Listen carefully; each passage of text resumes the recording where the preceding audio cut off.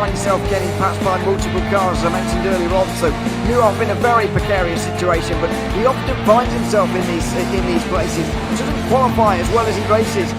Up front, they are getting with Lee Aberdeen and Luca Varani, not very far apart at all here. But I just want to see how Alistair Haig deals with Marcello Kessler coming around the old hairpin.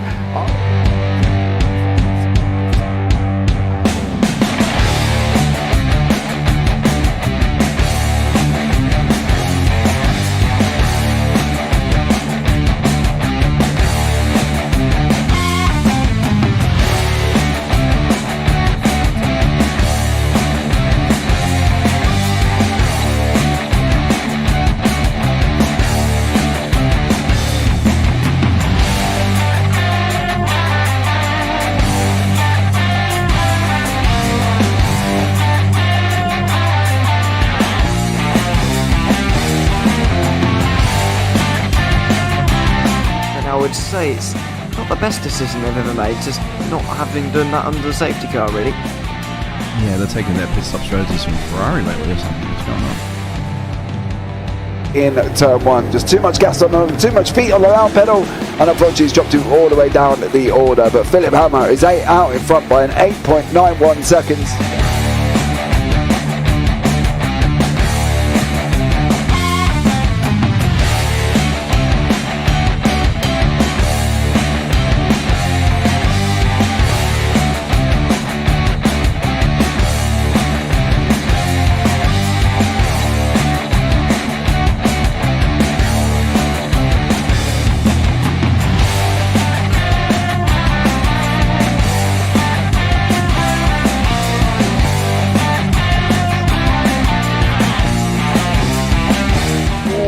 Dan Michael is a wall there, sir.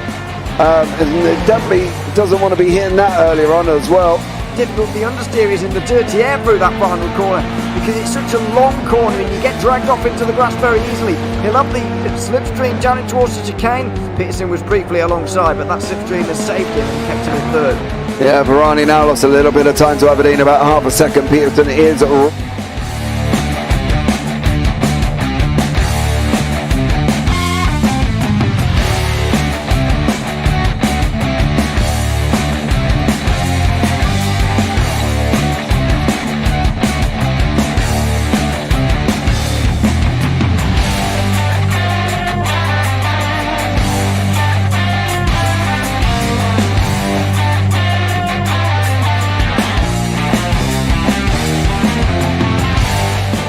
Pike's pushed Morton forward up ahead. He's got out of line. Is now Pike going to have a go at Werrell? Don't push him off. He's in the championship fight. Jack Werrell chasing down Carl Jacklin. Further down, Rob Williams and Chris Barnes. Sensational run outside line now though for the heavy braking zone. Around the outside goes the Audi R8. Look how much Miller's caught back into play. Exactly. Miller's still such up. He's left on second and change. All of a sudden Miller's back in play.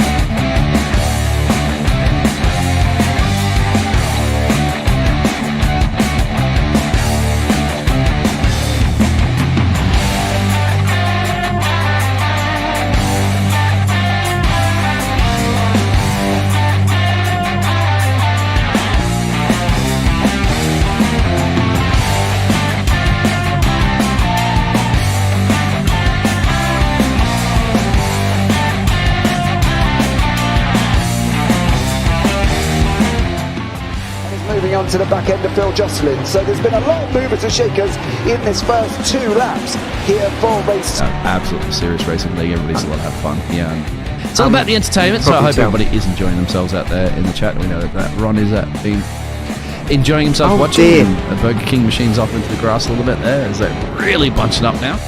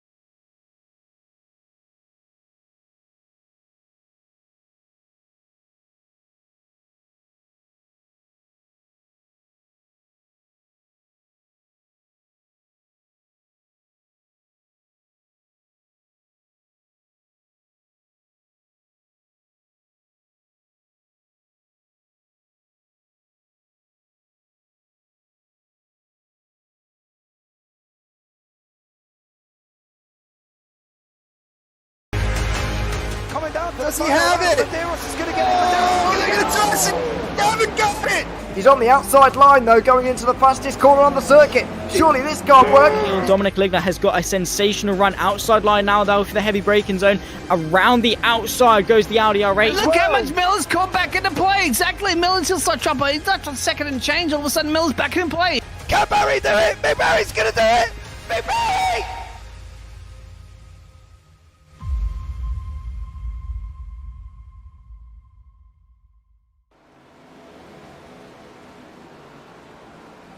Good evening and welcome to the BSC Round 7 live from Pocono for the Where Did They Go 75 presented by Bermuda Triangle, and tonight is sponsored by the Killer Brownie as well. Go and check them out at killerbrownie.com and find a Killer Brownie in your area. I am James Parfitt. I'm going to be joined in the booth by Kenton Sportak here this evening, who will be joining me for somewhat of an interesting race circuit. Pocono Raceway, a tri-oval as I'm told from Kenton. And on that note, I'm going to bring Kenton straight into the booth here before we do the scores, because Kenton, this is an interesting track I've never been to before. Casting, broadcasting, driving. I even had to buy the circuit earlier on as well. But tell us a little bit about Pocono before we do the champ scores.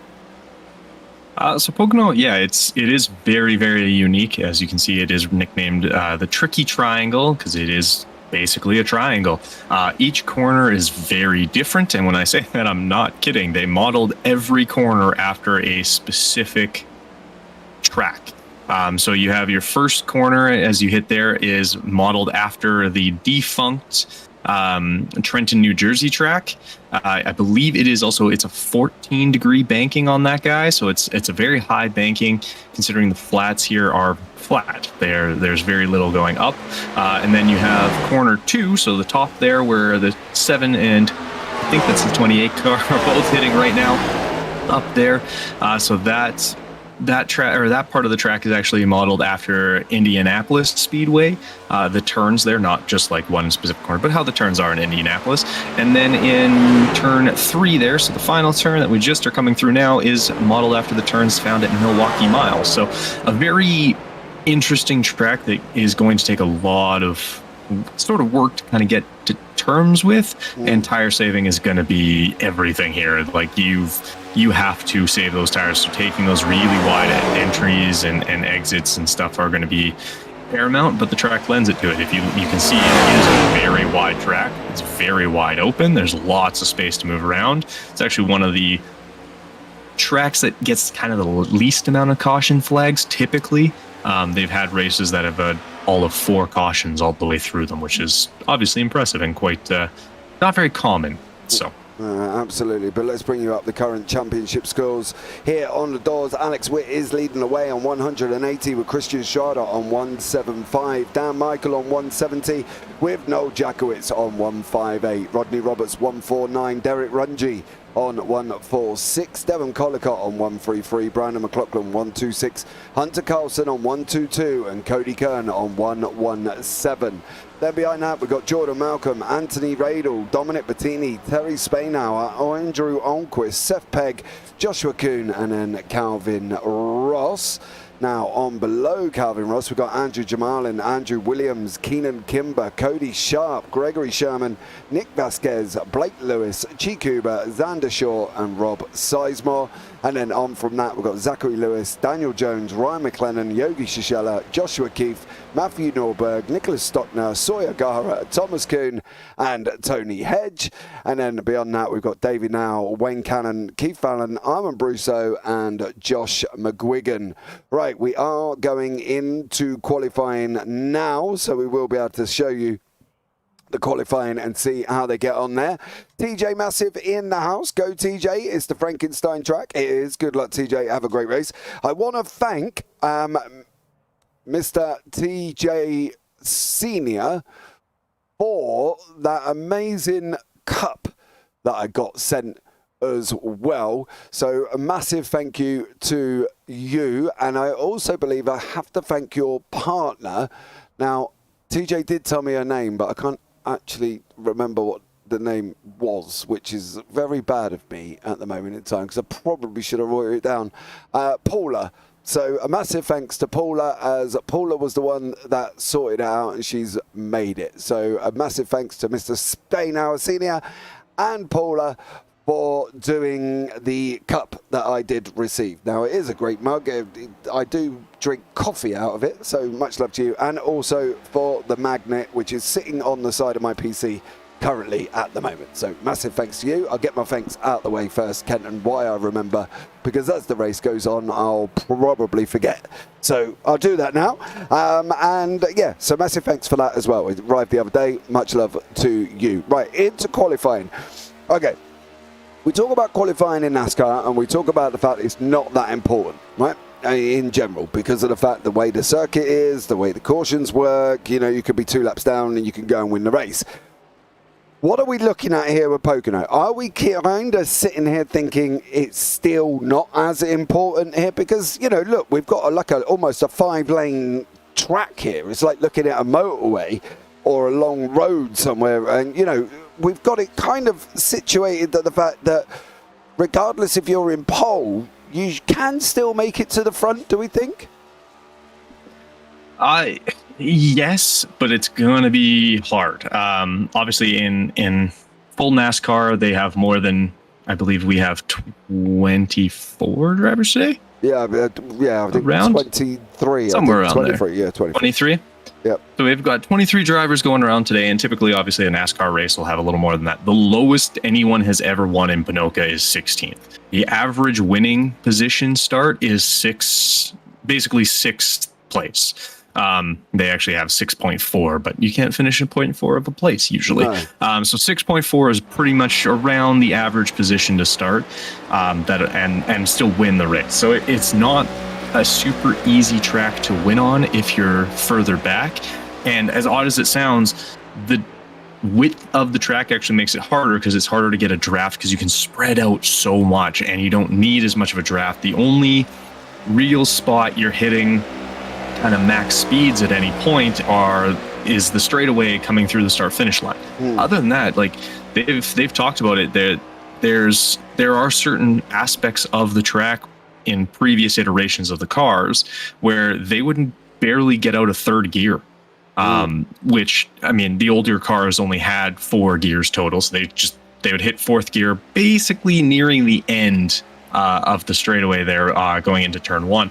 Here you might be able to stick a little more in fourth, but you might not even have to touch fifth almost at all in this track. So you're not using full speed. It does make it a little tougher to get through, and it's just a really tricky track. Plus you have this entrance to your pit box, which is coming off the final corner and then a hard left after you've come out of the corner. So you either have to slow down into the corner, which is really hard to do.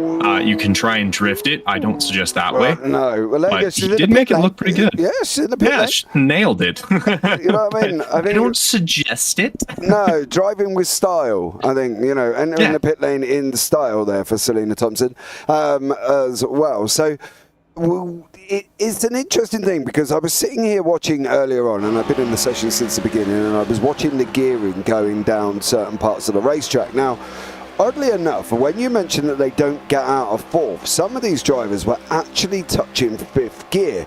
Now, down the start-finish straight and down the Long Pond straight, is actually called, they were topping out at about 191 miles an hour. Now, obviously, 191 in a car that basically, you know, you've got to hit fifth gear. Like Terry's in fifth gear now already. So, you know, for him itself, he's obviously topping at fifth, and they were driving in fourth. Now, I found that quite interesting, considering that I wasn't expecting that. But let's run through the grid, and then we'll carry on having a little bit of a chinwag about that in a minute. So we can bring you up the grid to start off. Andrew Williams will be on pole. Matthew Norberg in second. Brandon McLaughlin in third. Christian Strada fourth. Noel Jackowitz fifth. Jordan Malcolm sixth. Dan Michael seventh. Alex Witt eighth. Nicholas Stockner ninth. Rodney Roberts 10th. Devon Collicott 11th. And Cody Kern in 12th place. Derek Runge in 13th, Anthony Radel 14th, Oh, teeth, come on. Hunter Carlson, 15th. Selena Thompson, 16th. TJ Spainhour, 17th. Cody Sharp, 18th. Calvin Ross, 19th. Rob Sizemore, 20th. Zach Lewis, 21st. Andrew Almquist, 22nd. And Joshua Keefe in 23rd. So, yeah, going back to what we was just saying, they're just about touch fifth gear, and I think that's one of the things that was interesting earlier on because of the fact that I was sat there watching just to see, and as I say, 191, you know, it's not slow here by any shape or the form, so they are topping it out quite well here and just touching fifth as they get sort of midway down the straight. So yeah, this could be an interesting one here for all of us to watch because obviously the different variations of what they're going to be able to do. For sure. And 191 is obviously very fast. If you're driving 191 at any point, you did something wrong on the road. But here, obviously, that's quick. But as a sort of a way to put it in perspective, obviously we did Daytona this year already. And the average speed sort of thing going through there on one lap in not even these cars, in the last gen cars, for their track record is 206 miles an hour. So you're about 15 miles per hour slower, which doesn't sound like a lot, but for anyone who watches F1, difference of 15 is the difference between Max Verstappen blowing past somebody every single lap, it seems like. It's a massive difference over a race. But this track, yeah, it's slower. You will hit fifth gear kind of near the end of the long straightaways, but for the most part you will actually you spend more time than you'd expect in fourth, especially coming out of the corners, because you're going onto such kind of a flat sort of surface coming out of the corner that you're not carrying the speed as well as you would for the older or for the more banked kind of straightaways. Yeah, definitely there as well. Aurora's, no way you all caught that from me. I did. I saw your pit entry. So, yeah, it was stellar. Great job from you as well. Now, I have noticed Mr. Spainhour has changed liveries here. So that does mean I'm going to need a new cup, Mr. Spainhour Senior and Magnet, because obviously I've got an old livery. I've got a Kelly Services livery, and we're in a Busy Bees Crafts livery. Is that relevant to anyone, Billy, as well? And anybody tell me more about that one? Because obviously, yeah, I'm seeing a different livery here, which, I'm going to have to get a different cup now. That's it. Because obviously, I don't match up. I can't be... Or do I get this cup? Oh. You get the... Really, I should let Kenton get a cup, shouldn't we? You know what I mean? I don't drink coffee. Oh, what about tea? I know. I will have tea sometimes, yes. Oh, well, there you go. That's the special editions. It's Mum's business. Ooh, Mum. Oh. DM me, Mum. We'll have a chat about sponsorship. I got enough opportunities across the JPB YouTube channel for you to come and have a put your name out there. But we are going to be up and running and underway here. The green flag is out, and we are on. There we go. 75. Sponsored by Bermuda Tourism there as well, and currently at the moment they are all flying off nicely here, up and running with Andrew Williams, Matthew Norbo, Brandon McLaughlin, Christian Strada, Noel Jackowitz there as well. Anthony Radle's gone down a few positions as they're hustling, bustling here. What are we expecting regarding lanes here? Are we going to get 2, 3, 4, 5? What do we think we're going to get? Because it is such a wide circuit. It is. It is a very wide circuit, and I'm sure it'll thin out. They'll kind of get into one lane, but this is going to be one of those tracks where you can run 2-3 lines pretty easily, especially down the straightaways, so you can try and make moves, but it's so hard because coming out of these corners, like I said, you're going on a flat, and you can see the kind of bumpiness that comes out of that final corner, out of these corners, especially that final corner on the straightaway. But you'll see a couple lanes at least, but they'll be bouncing around and kind of rotating and trying to use what they can to try and get any form of some draft. While this isn't a super speedway, you still want to get some draft. And those straightaways, with how long that is, just the more speed you can get out of it, the better off you'll be. As you can see, this ignored Burke, Williams, and McLaughlin all kind of separating themselves just a little bit here, as I don't know if they're necessarily working together. There seems to be a lot more movement as Williams looks to dive down the inside on him. And I think that's McLaughlin trying to also make a move on the inside, but they kind of filter in again, but you'll see kind of that sort of same thing. You'll have one line up high, especially right now. They're not going to even bother going down to the yellow line there, because you've got to save tires here. This is a track that your right front will get chewed upon, and you see a couple guys bumping the walls there. So far staying straight, and that's okay.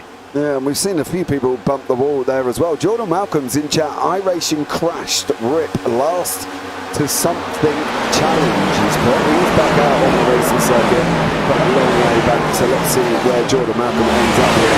Christian Jungles in that impact with Noel Jungles and Alex Witt in the Bo Jungles, of course. Alex in front of us. Christian Estrada and Nicholas Stockner fighting it out for positions, with Stockner on the outside at the moment, and Estrada there just trying to make his way through. It's a difficult track in general here as well. I don't know what I really feel about this circuit. I think everybody knows my opinions on NASCARs on road tracks.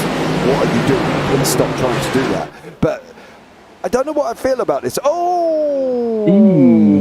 Selena Thompson in the back there. That was the 20 of Calvin Ross. Absolutely careered in to the wall there, and I'm wondering if Calvin Ross was already out of shape at that moment, Kenton, because that looked a hard hit. Spainhour gets loose out their way, and then Ross just, although they've already had impact, 27 in front. Selena Thompson and Anthony Radel here as well. Was it Radel that basically lost the car? Is he going to hit that drain? No, he's hit the grass. Oh, and Thompson with nowhere to go. Yeah, she unfortunately was very pinned. She had to worry about Radel down below, and then Runge coming up on her back quarter panel. It was either drive through Radel or she ends up spinning herself into a wall. So a really unfortunate spot for her. There was really not much she could do. She just had nowhere to go. Exactly there as well. The cars are louder than y'all, are they? Well, I've turned the cars down. Let me know how they are now in conjunction with us as well. It's a difficult one because when we go out at certain cameras, the cars are horrendously low, and when we go in close, they're horrendously loud. So it is a bit of a balancing act, Mr. Spainhour Senior, sir. But thank you very much for the information, and we will work on it as it goes on. As I say, we can go out onto the lovely drone cam here, and as you'll find, the car's volume will drop considerably once more, and then we won't be able to hear them. People are going into the pits already. 3 sets of tyres, 60% fuel, stage break at 30 laps here. So that's not too drastic to take 3 sets of tyres. As you say, if you're going to wear them out, 20, 40, 60 would be the obvious kind of split, wouldn't it be, for tyres? 20, 40, 60. You technically have 4 sets, right? So the set you're on plus 3. Yeah, so you could, 20 would be on there. Jordan Malcolm's going to be very welcoming of that safety car, as it'll allow him to get that lap back. So he will be back up on the lead lap here now, which will be good for him. It seems to me maybe a touch early, but I guess it kind of depends on how beat up your tires are.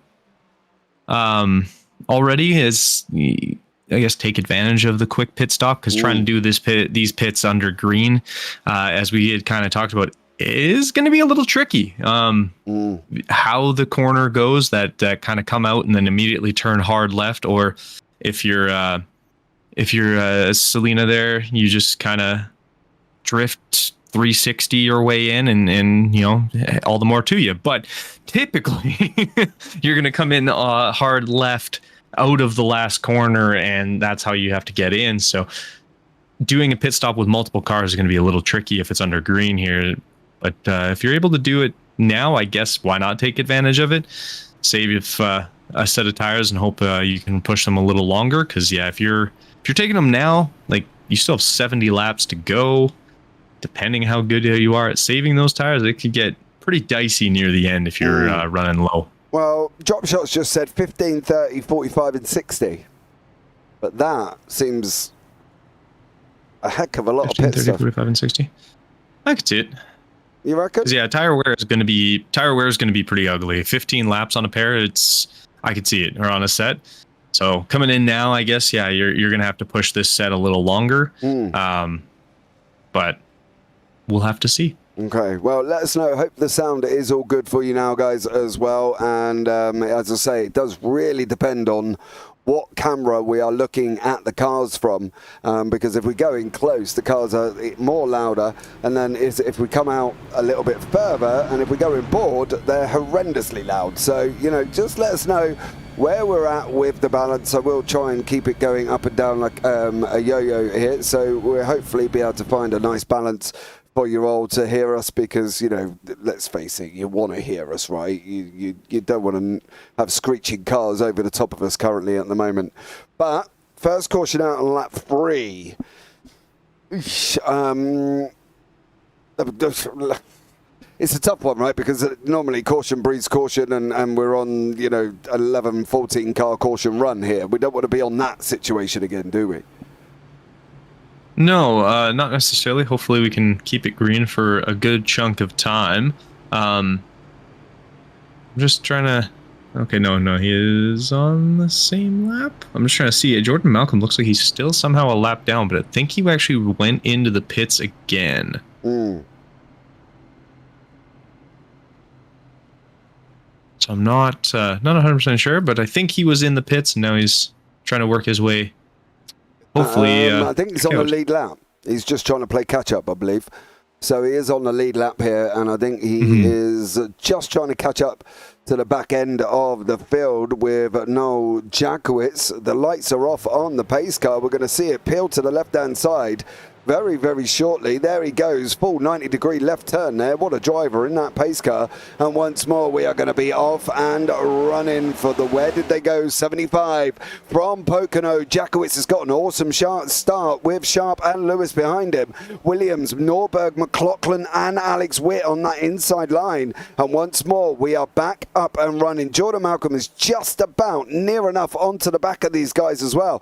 How interesting and how deciding factor is draft going to be, because we talk about it every single week, and we talk about it on certain tracks. You've got to be in a team, you've got to be working 2v2, you've got to be working fast, you know, you've got to stay with somebody. What are we looking at here with Pocono? Are we thinking the same thing, or are we sitting here thinking, actually, Jordan Malcolm running on his own currently doesn't really have to worry too much because he will catch them up?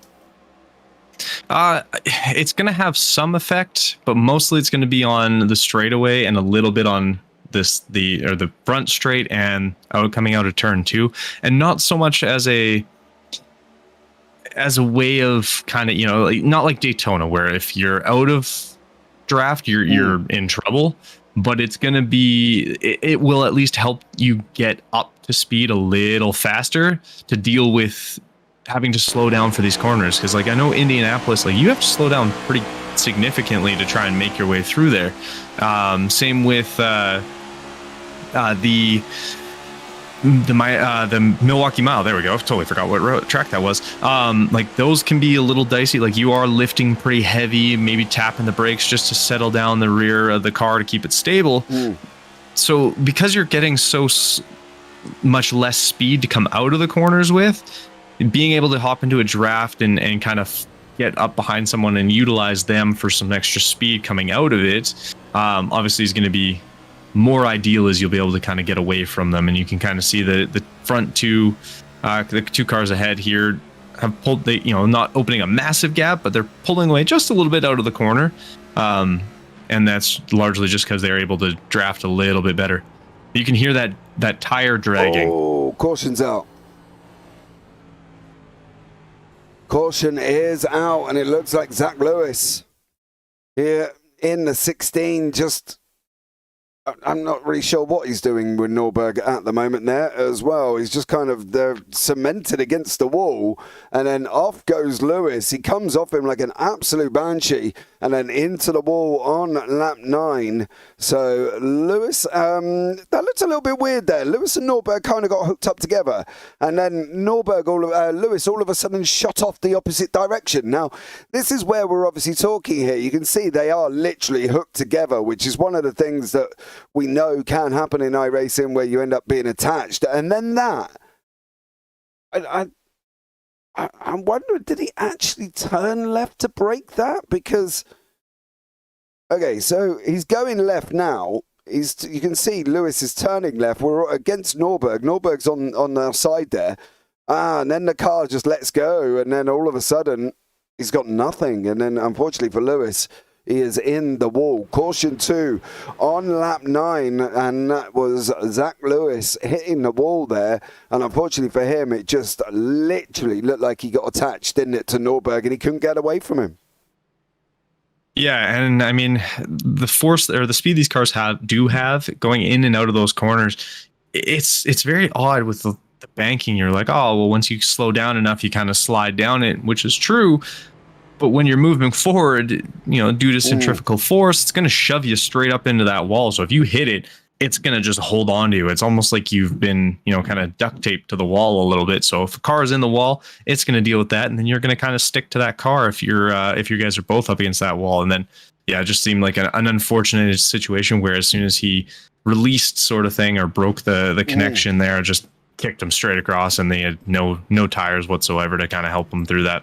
Yeah, that's what I meant. And our very own pit lane roving reporter, Armand Brusso, has just messaged me and said Zach got stuck on Norberg and could not detach his car, which is what we were expecting. Now, all of this in the process here is working out well for Jordan Malcolm. He had the iRacing crash at the beginning.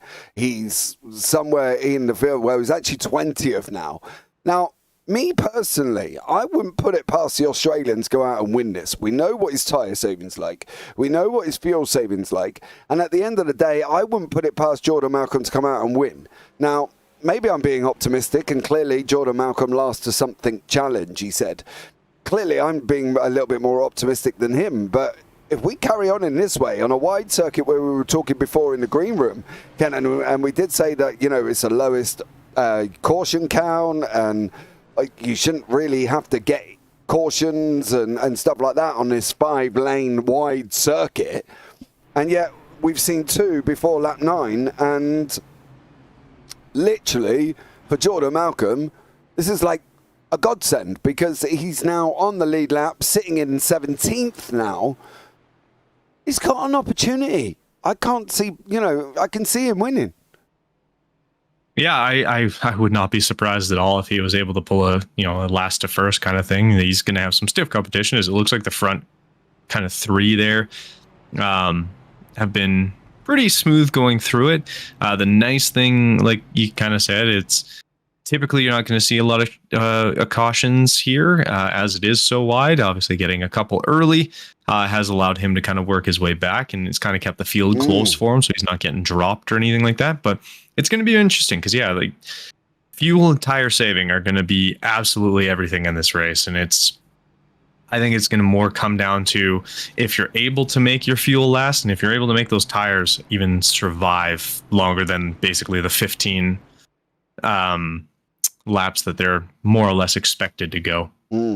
I think that's one of the things we'll just have to keep an eye on. Anthony Rado is on his way out now. He's got to beat the pace car, otherwise he'll go that lap down, and he does come out and just beat the pace car there as well. Derek Runge has gone into the pits now. I've got to apologise to Derek. Apparently, for the last 6 rounds, me and you, Kenan, have been saying his name wrong. So massive apology to Derek there, and we will get it right going forward. But thank you for letting us know on round 7 that we have been saying it wrong. The pace car lights are out, so we will be going green this time around with Noel Jackowitz back out in front, Andrew Williams, Brandon McLaughlin, Alex Witt, Dan Michael and Christian Strada.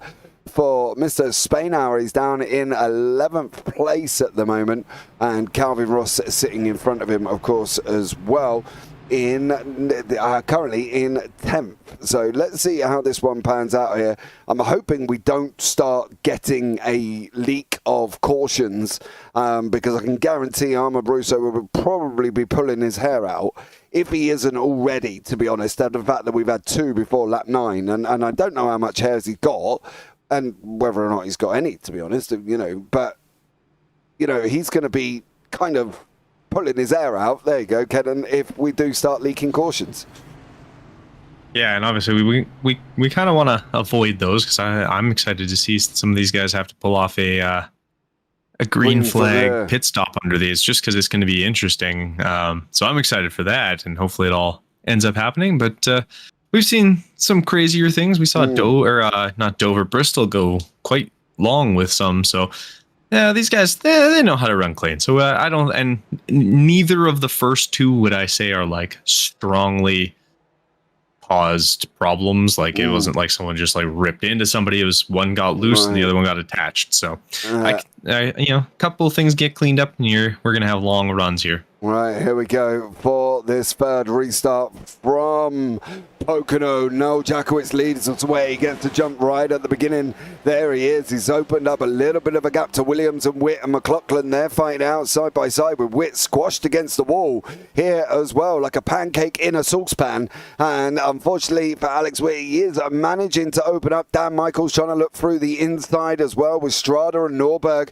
Cody Kern also behind him, but Andrew Williams and Noel Jackowitz are nose to tail here, with Jordan Malcolm trying to make his way up. He's in 19th at the moment, 2 places down from where he was after the restart. Officially, Dan Michael sent it in there as well. Seems he's carrying a lot more speed out of tunnel curve there than Alex Witt was, and at one point I thought they were going to make contact.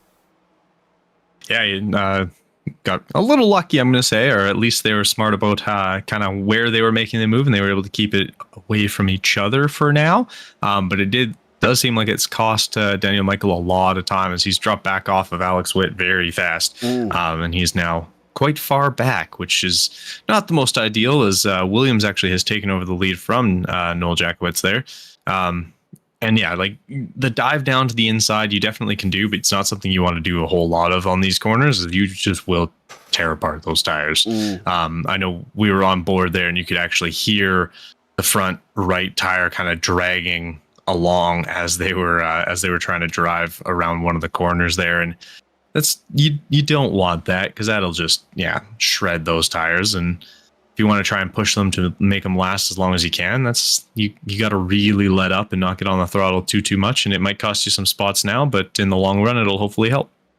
Okay, so just how big then are we putting this tire emphasis? How big is that? Because at the end of the day, we've seen them go quite a long way before without tires, and they managed to go halfway through the race, but we're talking here like they're going to shred them after about 6 or 7 laps. Is that surface that abrasive, or is it the nature of the turns and the banking that are going to lead us to the fact that they are going to be shredding their tires? It's kind of a combination of the two. I mean, it's asphalt surface. It's not concrete, so it's not quite as smooth. There are a little more kind of imperfections and things like that. But also the style of corners. They're just how aggressive they are, but you're trying to keep as much speed as you can. And you can hear it. Like when we were riding on board, like you can actually hear that sort of tire dragging, that kind of screeching as it's going through. On the straightaway, unfortunately. But like you'll hear it when we get to turn 1 here with Nordberg. You'll hear his sort of on the right hand side. Oh, he's right there. Like going through there, he was letting off massively, and that's kind of how you have to do it. And that's the only way you're going to really save tires here. The less torque you're kind of putting into the car going into the corners, the less you're going to shred them, because they're just rolling at that point.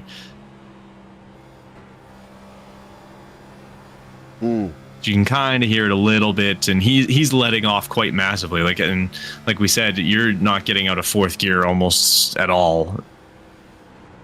Like that little grind, and like once you start doing that, like that's that wears your tires, that it's going to rub them off like just a little bit. And obviously with these, unlike, like they're slicks, there's no grooves or anything like that. So they can shred quite quickly. And if you're, that's one lap that we heard it on all 3 corners. I'll now do 20 laps of that, and you're going to just wear to the tires down. No, you're going to end up with nothing there. So we will hopefully end up seeing some green flag at pit stops, which will be an interesting one, I'm not going to lie, because of that left turn coming out of the final big bend here at Pocono as well. For the Where Did They Go 75, presented by Bermuda Tourism here as well, and sponsored by the Killer Brownie Company. Please go and check them out at killerbrownie.com. That would be great. Further down the field, Selena Thompson, Terry Spainow, and the number 32 of Hunter Carlson were 3 wide at one point, with Jordan Malcolm trying to tuck up the inside here as well. Don't forget the Australian is trying to come back through the field after iRacing did crash right at the beginning, and unfortunately for him, he's had to kind of drop down the order to try and get going again. He's up into 17th now from being a lap and a bit down, but 2 cautions, one on lap 3, one on lap 9, have brought Jordan Malcolm back into play here, sitting in 16th, tucked up behind Hunter Carlson at the moment here as well. So great effort by Jordan Malcolm. Let's see how far he can get. Now back up front, we've got Christian Strada finding it out with Norberg, with Jakowitz as well. Collicott is not too far back, but Strada at the moment here, Kenton, is losing positions quite rapidly. Is that because we're looking at the fact that he is running what seems to be that tighter line, as they nearly ended up making contact there? So therefore rubbing down his tyres a lot quicker than others? It definitely could be. I mean, he pit, what was it, last on, he was on that lap 4, part of the group that pit on lap 4 there. And that obviously can have a huge factor. And if his tires now, we're on lap 18, there was the other caution, so that at least will help a little bit. But he's going to start losing tire, sort of grip and things like that. And you can see the speed he doesn't have. Going into these corners, Noel's on the outside and still able to kind of start to do a little moving, but he seems to be braking a little bit later and trying to kind of carry a lot of speed through. But then coming out of the corner, he's not getting off as quickly. And then Noel starts to kind of back in, though it looks like Noel is really heavy tire saving there. As you can see, Noel's dropping back just a little bit there, as it looks like Collicott cuts off the inside. Strutter has a little bit of an issue there, or sorry, Nordberg, I believe that would have been. 91. Oh, that's a cool guy there. As we are 3 wide coming into this turn here. Caution's out. Doesn't matter how 3 wide we're going to be. The third caution is out on lap 19. And it looks like it could be Anthony Radel again here as well. Unfortunately for Radel, there's already somebody going off in the background. That's the 56 into Radel, I believe. And unfortunately for Anthony Radel, it did look like he didn't have much of a choice in that situation, because of the fact that 56 goes spinning across the track. Rob Sizemore?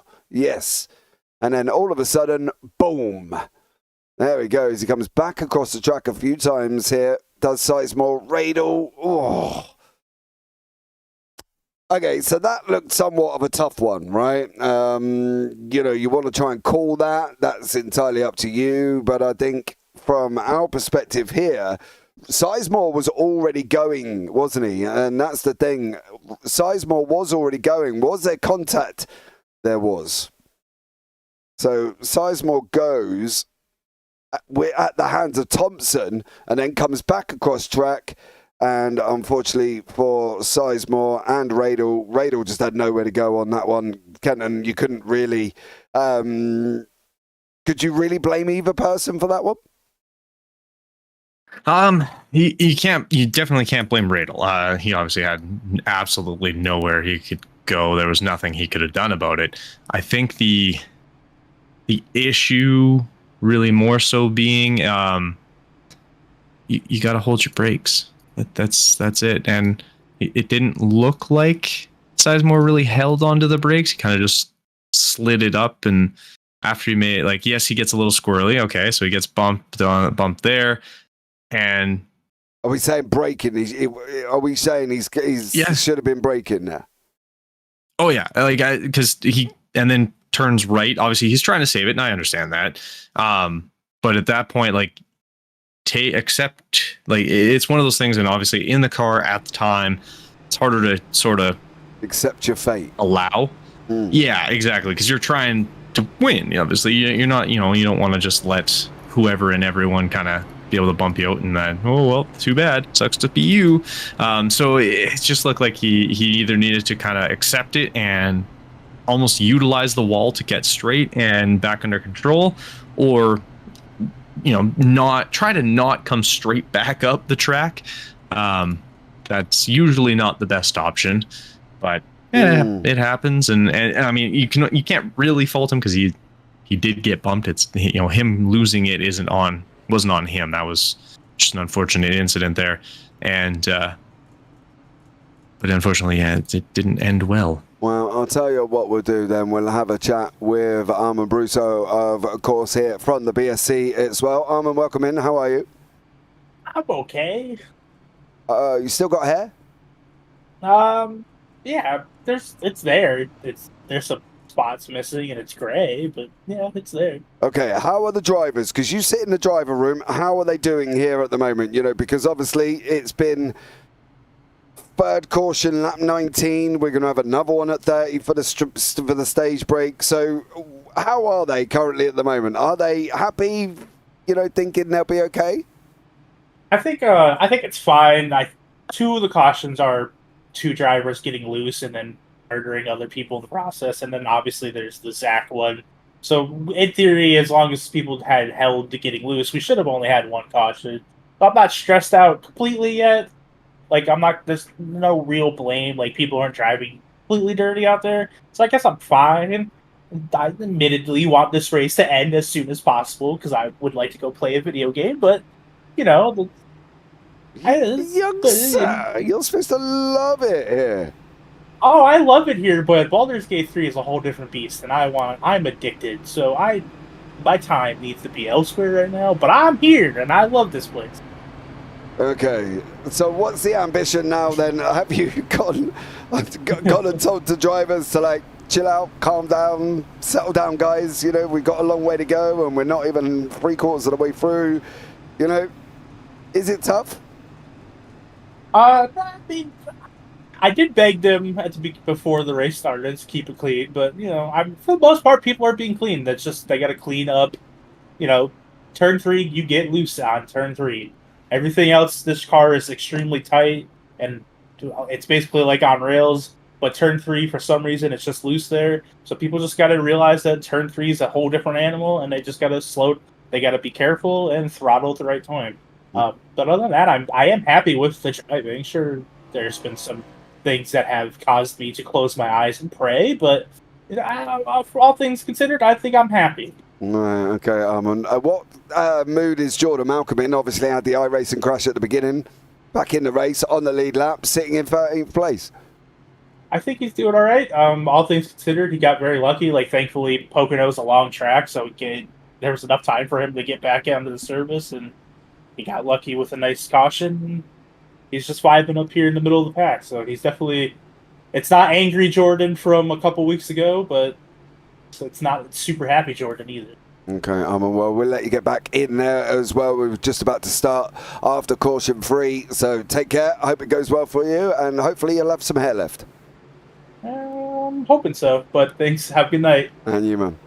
Well, there we go. That was Armand Brousseau, of course, from the BSC itself, coming into the booth with us. We are going to get up and running once more after the third caution here on lap 19. We are 3 deep already. On lap 23, we're going to be getting underway with Andrew Williams once more, making that move with Alex Witt, Matthew Norberg, all in the top 3. Brandon McLaughlin, Dan Michael, Devon Collicott, all jostling around at the moment. There's a lot of movement going on. You see Selena Thompson pulled out to the left-hand side there to try and make that inner move on the inside. Nearly got caught up. Had to check up there because otherwise it was going to be dangerous. Jordan Malcolm, again, there is a car there quite rapidly blinking. That is Derek Runge, who is blinking on track at the moment. And as we know, that can cause a bit of a problem. But we are running too wide, slowly nestling in. You see Dan Michael pull out to the inside here, Kenton, as well. There's a lot of jostling going on at the moment. Yeah, definitely a lot of jostling. And I mean, off that start, Alex Witt just slid that car right down to the lower line there. And I'm not sure how he managed to do it. It was like a puzzle piece, just perfectly fitting, because there was not a lot of space. And it almost slowed up. I think that's Cully Cott there who slowed up by. Stockner's in the wall. Stockner. Oh.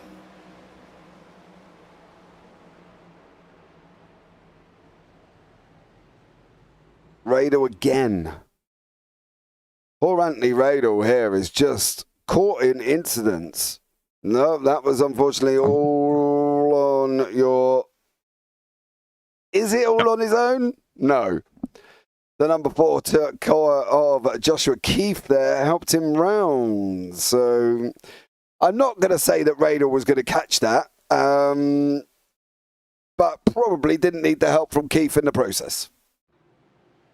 Nope, that definitely wasn't the most helpful thing or best way to have helped him, but do we think he could have avoided it? That's the question. Do we think, look, you can already, look, there's Radel there.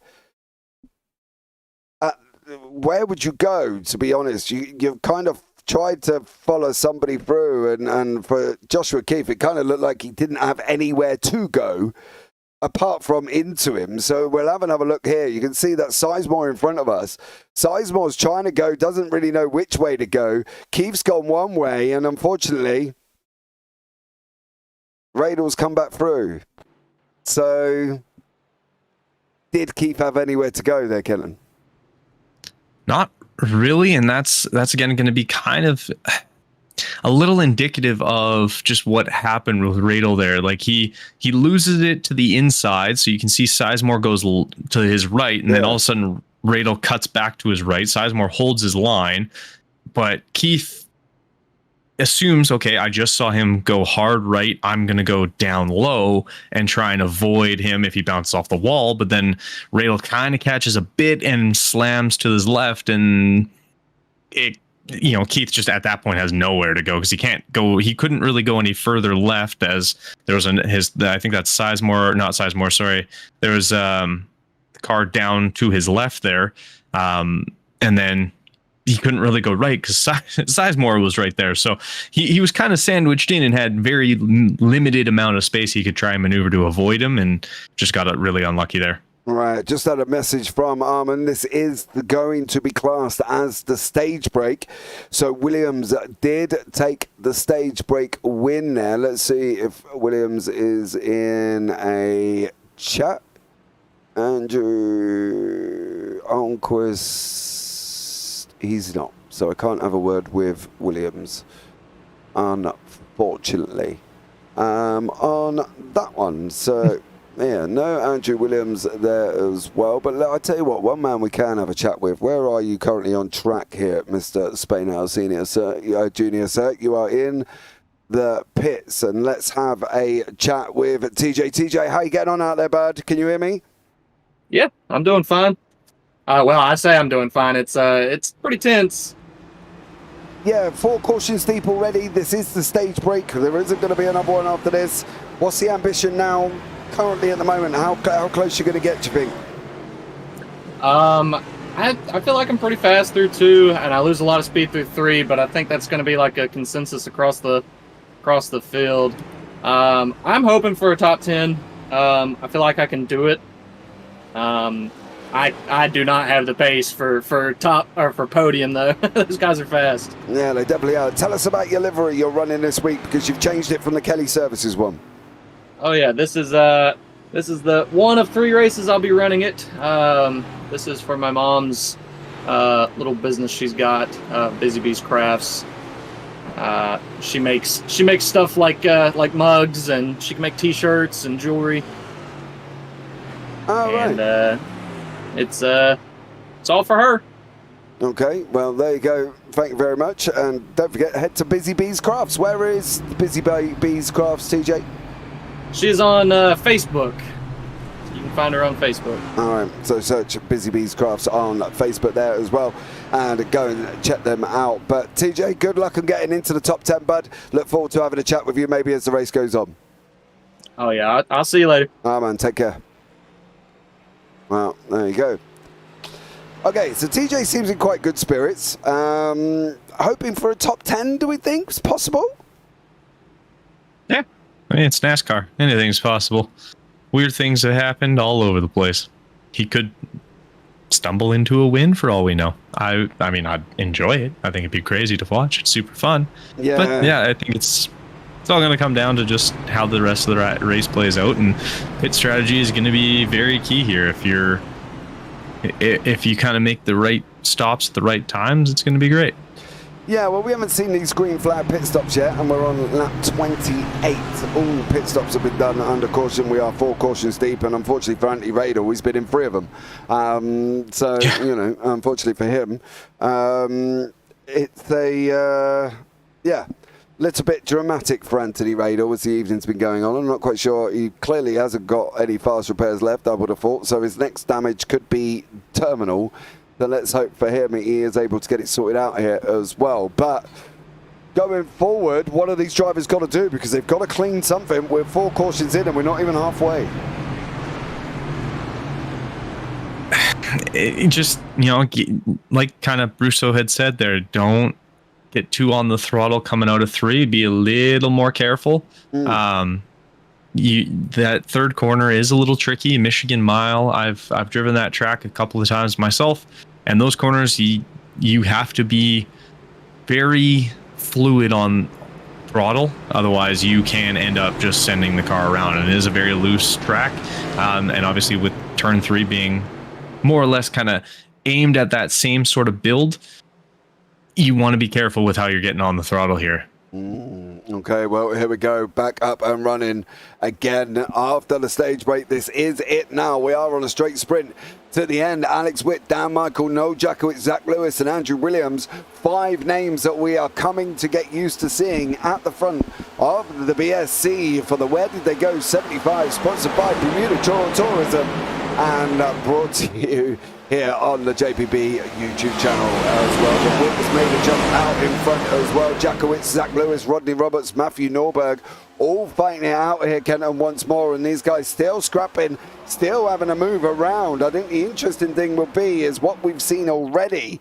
Too much movement, tap the car in front, they jolt to the other side of the track, and it causes a caution. Are we going to be bump drafting down the straights here?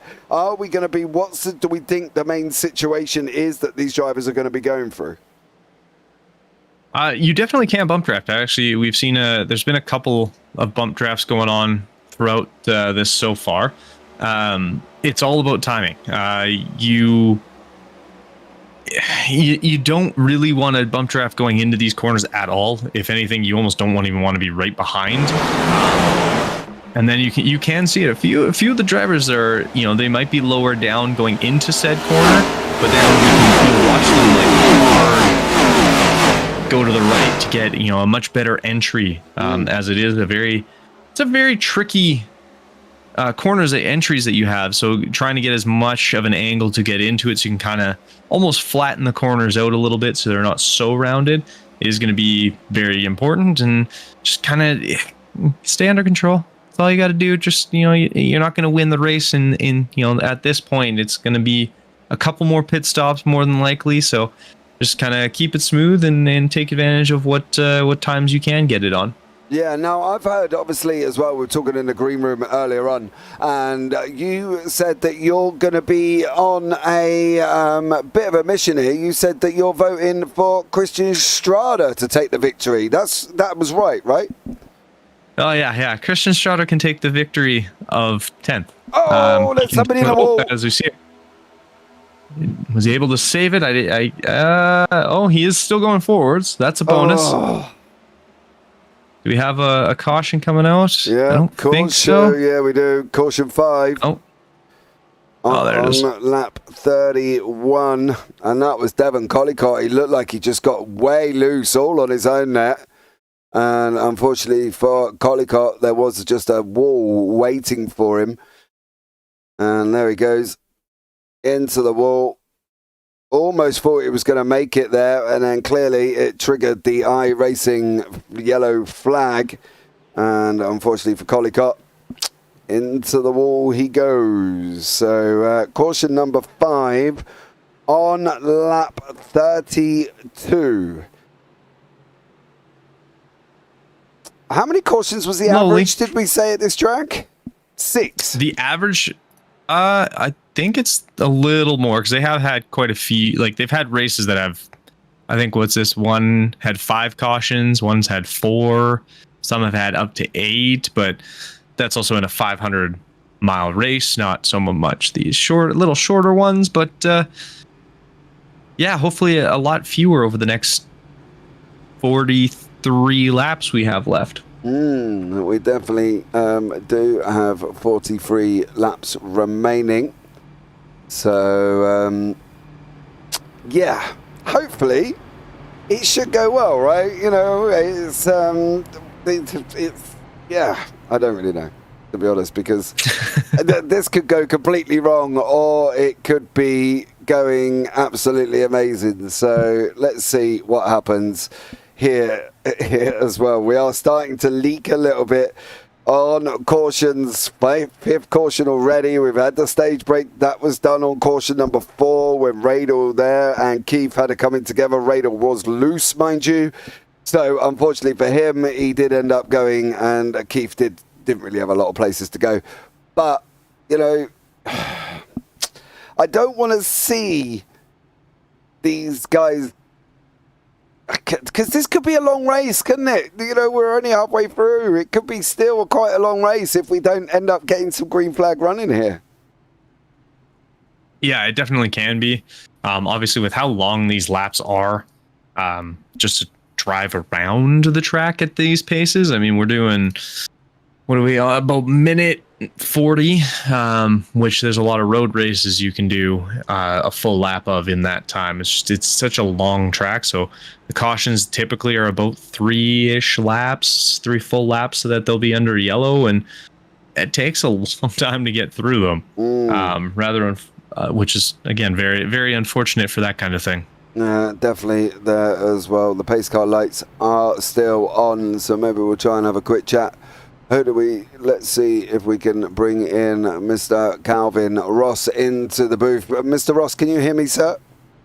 I can, loud and clear. How are you guys doing? I'm not bad. How are you doing? We're 5 cautions deep on lap 33. We're starting to leak a little bit here. You know, what's the general consensus amongst the drivers at the moment? It's hard to gauge. Everybody's kind of keeping to themselves right now, real focused on the race. I think a lot of these things are just, maybe not everything's super egregious. I think that was just an overcorrection there. Probably could have gotten away without a caution, but it is a 2-car incident, so I think Armin had the right to do it. I don't know. I'm glad I'm not race control. That's all I'm going to say. Yeah, definitely on that one. What's the ambition for you at the moment? Sitting in 12th, you know, you're going to start making your way through the field. Have you set yourself a target here, which does seem quite a difficult circuit? I'd just be happy with a top 15. This isn't really a track I'm very good at. I've been trying to save tire, but it's not the easiest thing for me to do, so I'll just be happy if I survive and get into the top 15. Well, let's hope that you do, Calvin, as well. So good luck. We'll see. You're sitting in 12th for the moment, so you are in that top 15. Good luck for the rest of the race, mate. Hope it goes well for you. I appreciate you. Well, there you go. That was Calvin Ross there as well. If the question would be for me at the moment on this perspective was, if we are looking at the fact that it's manually thrown, by what Calvin said there as well, 2-car incident. Now, we didn't necessarily see the second car. I literally only ever saw the one. Do you think we could have got away without that caution? I mean, it's possible. I don't think he's wrong to have thrown a caution by any means. But the car had, it got out of the way. It was down at the wall. He got back on the throttle and had started moving. no one was around. He had, space to come back up onto the track safely and things like that. So, I mean, it definitely could have gone without a caution, but it's by no means is it, wrong to have gotten a caution there. It's no Michael Massey incident or anything like that. Yeah, I don't know. Maybe we'll call Armor Michael and see what he says.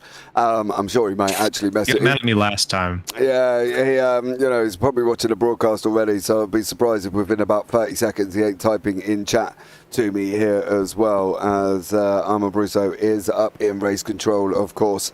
Once more, the green flag is coming out this time around. We're going to be up and running once more here at Pocono after the 5th caution of the evening. Let's see if we can get some green flag running, boys. Alex Witt, Andrew Williams, jump got away at that beginning with Dan Michael nestling in there as well. Jakowitz, Norberg, Roberts again. Then further down, we've got Malcolm who's slowly moving his way up like a ninja that he is at the moment, sitting in 11th place here, slowly working his way forward.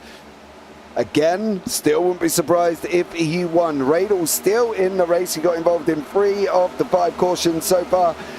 Completely, sometimes, not even on purpose. So for him, he's just trying to kind of stay out of trouble, I would have thought, this early on and try and nestle his way back through. You can see Spainhour got a massive run over Sizemore there as well, coming out of that tunnel curve, and is leading the way through. But currently up front, Alex Witt, Andrew Williams, Dan Michael, Matthew Norberg and Jakowitz are your current top 5 here as well. As you can see, Williams trying to make that move underneath the inside of Witt as well. Still fighting out here, Kenton, and I think that's one of the things, Williams is not letting Witt have this his own way. That's probably what we kind of need to see, because Witt has taken wins and he's done it before by a country mile, but Andrew Williams is not letting him get away with it here. No, he's definitely putting a lot of pressure on Alex Witt, and he's led a good chunk of the laps so far this race. It's all going to come down to kind of how he's able to maintain a lead or maintain that pressure without overextending himself and kind of throwing himself into a world of hurt when tires and fuel and stuff like that. So you still have to be smart about it. As we can see, Norberg and Daniel Michael are right behind there. Them dueling it out as they're basically side by side here, and not even basically, they are just straight side by side right now. But yeah, like it's all going to be. You have to be smart about the pressure you're putting on, and you don't want to obviously cook your tires super early into the run. I believe both of them have pit at lap 26 now, so they're going to be kind of close to that lap 30 end of things. You're going to want to try and push these to sort of make it to your lap 45, maybe push lap 50 if you're able to conserve really well, but burn him out super early is going to just lead to a whole bunch of problems later on in the race. Yeah, well, let's hope and see what happens with Dan Michael and Norberg and Witt and Williams and Jakowitz, McLaughlin all the way through the field. There is some close battling here as well. Williams is... Whoa! Oh. Saved Yeah, it. he saved it too. Brandon McLaughlin there with a Tokyo drift across the outside of 3 and manages to save it, coming out of Big Ben there as well. And I don't care who you are, that was absolutely impressive here as well. But we have got this group: Cody Kern, Lewis, Runge, St. Thompson, Strada, Ross, Stockner and Carlson. The interesting thing here is what Williams is doing. You can see Williams trying to weave and break the toe, which I never thought I would see on an oval track, but clearly this is what we're looking at here on this tri-oval. But then you've got the likes of these guys further down where they're just trying to jessel in and get in that single line, and at the moment they're all just kind of elbows out at the moment. Oh! There we go. That'll be a caution. Yep. Ooh, I heard a few crunches after. Stockland, McLaughlin, Radel. Oh, poor Radel. I'll tell you what, Andy Radel, I suppose you ain't just binned it by now. But here, look, you can see for this caution number 6, this is what happened to Stockner. He comes, oh, you cannot come across like that. I'm sorry, dear, but that was going to be happening all day long. How did Andy Radel end up caught up in this now? Oh, he's on the... Oh, you haven't held it. Oh, Radel goes for Radel goes for a strike there, and unfortunately, you cannot come down on McLaughlin. I'm sorry that. Yeah, you can't do that, can you? You can't. Surely you can't come down on McLaughlin when he is so much involved in that one, because he is alongside him, right? He gets alongside him about the same time as the start of that corner. Ideally, if you're Stockner, you want to have left him a little bit of space, as it does look like it does look like McLaughlin hadn't quite turned, but obviously could easily have still made that corner. So he might have needed to leave him just a little bit more space there. But yeah, an unfortunate incident for Radel once again. And poor Anthony Radel, I do feel sorry for him. Is he in a chat anywhere? Can we even have a chat with Anthony Radel? I'm amazed he's still in the race, so I don't know if he's still in the chat. No, he's not. Unfortunately, we can't as well. One man that we might be able to have a chat with, if he's feeling like he wants to have a chat with me, is the man that is currently sat in the pits here, Brandon McLaughlin. Brandon, can you hear me okay? Hey, how's it going? Not bad. How are you? Oh, not too happy right now. Okay, tell us your side of it, Brandon. What did you see there? Usually people stay high.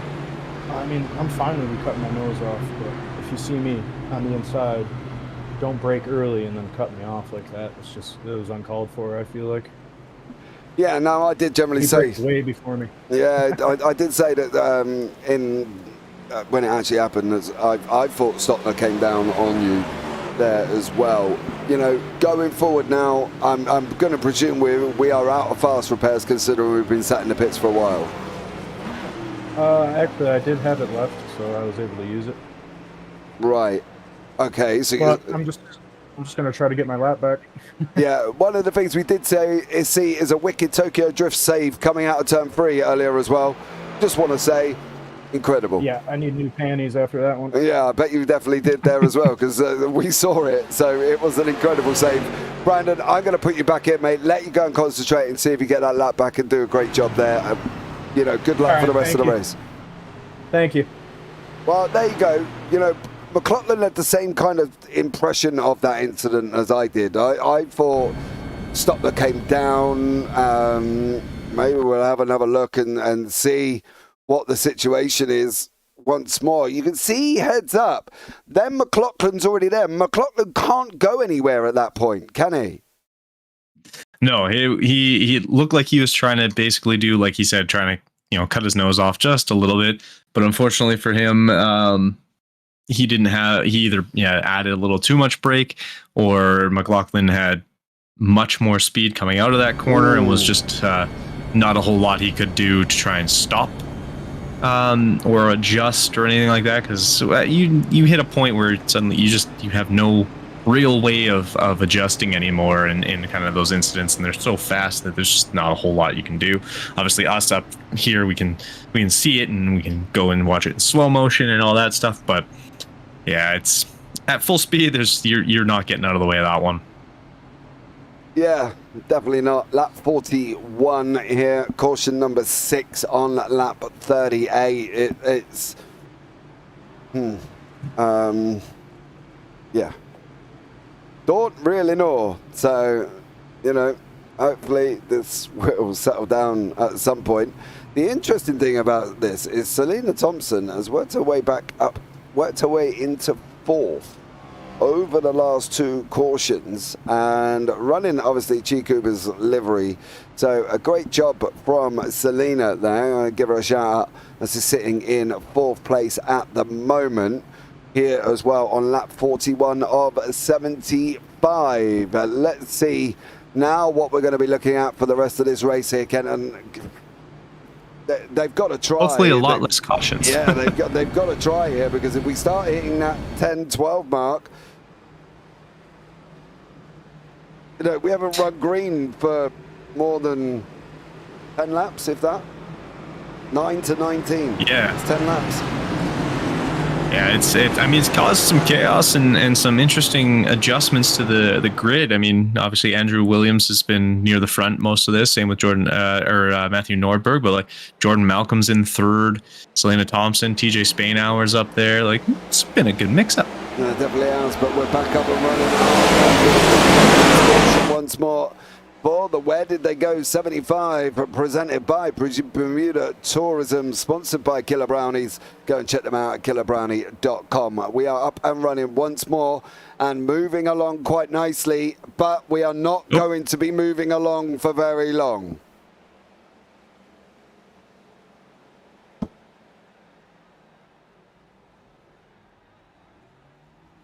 Well, that's not what you want to see.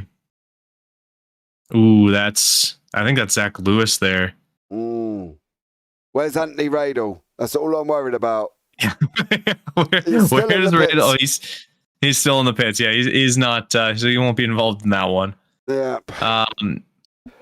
Yeah, that's okay. So where are we going with this then? Because let's analyze this a minute, right? Where's Lewis supposed to go? Where's Witt supposed to go? And where's the 29 supposed to go? And all of that, Estrada. You know, your mate. You're like Christian. Estrada is not supposed to go anywhere. Maybe a little harder into the wall for pitting me last week, but Alex Witt had nowhere to go. Witt had nowhere. Estrada had nowhere. Lewis.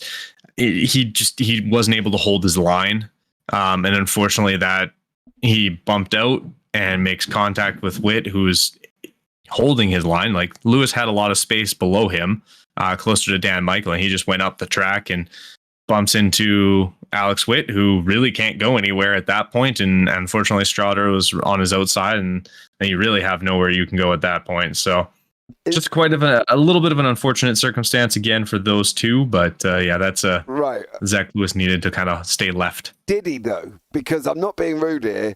It doesn't look like he's gone anywhere apart from run that lane.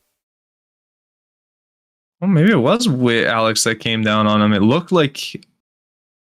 Okay, if we back that up a little bit more here. Right. Okay, so this is Zach Lewis.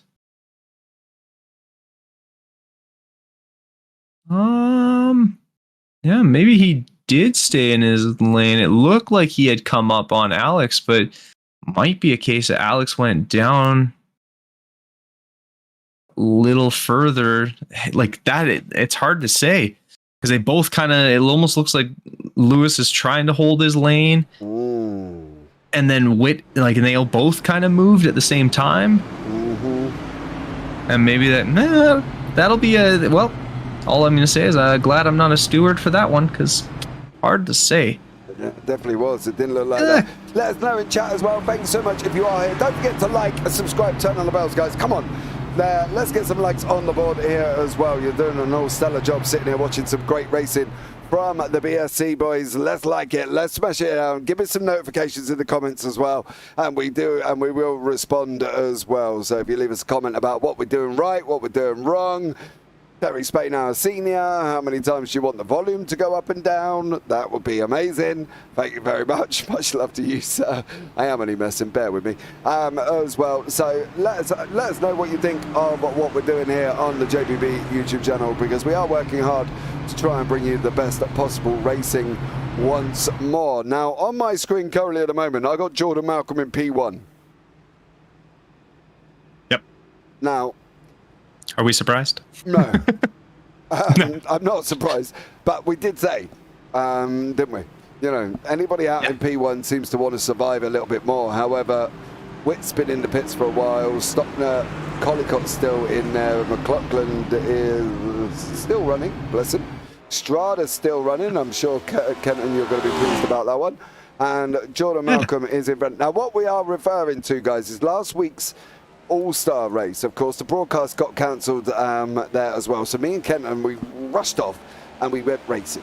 Now, we did have a good old laugh. I literally sucked. I'm not going to lie. You drive a NASCAR on dirt at Bristol and let me know how you get on, right? Because I literally was like Bambi on ice. I did more turns of the pirouette than a ballet dancer, I've got to be honest. Right, Kenton, what happened with you and Christian Strada? Oh, I made a joke that I was going to prevent Christian from winning. by making sure I gave him a little bump and a little twist. I never ended up actually doing it, but he took that to mean he was going to do it, and he did actually give me a nice little send around. So as far as I'm concerned, I hope he finishes, but with a little bit of damage, and it looks like I got my wish out of that one. So I would say commentators curse a little bit for this race, and it seems to work out. Yeah, look at you get all feisty in the driver's race from last week. Oh, dearie me. It was quite funny, guys, as well. I wish I had recorded some of the conversation that was going on, because it was a most amazing night. Both me and Kenton were in the All-Star race. I wasn't very starry, I'm not going to lie, or an all-star in general, to be honest. So, but it was fun. We did enjoy ourselves. It's been the first time I've been back on track since probably the beginning of the year, if not more. So it was a little bit of fun, and we did go and have a laugh as well. Shame we couldn't have broadcasted it for you guys. It was quite low on numbers, so me and Kenton jumped in to try and make it up a little bit and have some fun with it at the same time. Go and try it. Bristol Nascar. See how you get on. Right, we're going to be up and running now. This time around, the pace car's going to peel in again, and at the moment, I've got a top 4 of Jordan Malcolm, Selena Thompson, TJ Spainhour, and Cody Sharp with Calvin Ross.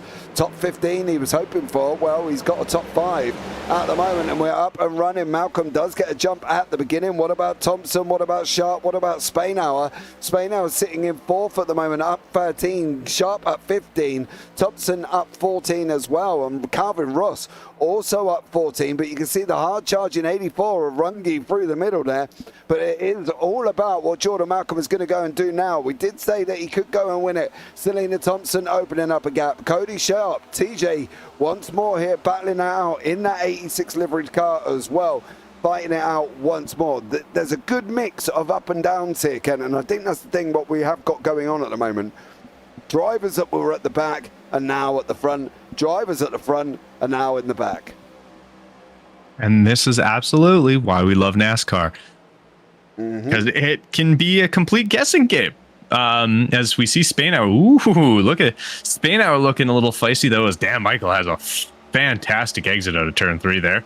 I think Spainhour had to let up a little bit as it looked like Sharp got a little squirrely coming out of there, and now they're 3 wide, and that's going to be interesting as Spainhour is able to kind of slot in just ahead of Calvin Ross there. NASCAR's just, it's great. It's such a... What happens, as you can see Malcolm and Thompson playing a little... Calvin Ross getting in with Jackowitz there. Yeah. I'm not quite sure what Malcolm and Thompson are doing now. If I was Thompson, I wouldn't be driving all the way across the track. I'd be like, you carry on. So as well, if you want to add miles onto the tyre by going to further than you need to, crack on. I'm not a draft follower. I've got to be honest. I just sit back and go, meh, you're doing it, dude. So I wouldn't be following this now. If I was Thompson, look at that. Ooh, that's a few cars too. There's Sizemore. That was the 48 there of Roberts, I think, that's gone around.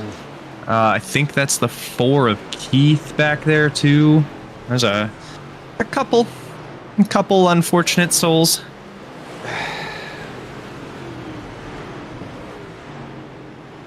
Caution number 8 on lap 47. Here for you, for your viewing pleasure on the JPB YouTube channel, and you can see it kicks off further at the back there. I think we need to go a little bit further back and see what actually happened here as well. It's going to kick off with Sizemore and Witt. I think it's actually Sizemore and Lewis a little bit. I think Sizemore moves down, bumps into the back of Lewis, but then there's just not enough space for him to actually fit. No. Oh, he just slots in and just kind of drives and cuts the nose off of Alex Witt, and that takes out Roberts and then Cody Kern, and somehow I don't know who that was, but that managed to slide their way right through theirs. Yeah, Strada didn't slide his way through. No, there was a silver car, it looked like, up ahead that kind of just managed to slide right in between. Man, who's that 32 car? Yeah, the 32 of Hunter Carlson is this is some needle fine work right here. Just whoop, gets outside of that, and then if you're out of screen, there's a car on his right too, and he's able to just slide. I believe there was a car to his right, but he is able to just slide his way through there and kind of avoid everything. As that worked out for him, but not so much for the others. Yeah, Sizemore, Witt, Roberts, Kern, and Strada. Yeah, in that one on lap 49. So we are here so far. I will point out we have had one 10-lap green flag run. Our average is 7. It's not great. 3 to 9, 9 to 19, 19 to 25, 25 to 31, 31 to 38. 38 to 42 and 42 to 49. So, yeah. Should we have a chat with Selena? How's she getting on? I was just gonna say we should give her a little chat here. She's I mean, we might want to let her get into her pit box first, but I believe this is her debut. Maybe. Oh no, did she overshoot her pit box? She did. Yeah, let her get in it, you said. She overshot it. Right, yeah. Hold on. Let's see now as well as we have got Selena Thompson up in the booth with us. Selena, can you hear us okay? Yep, gotcha. Cool.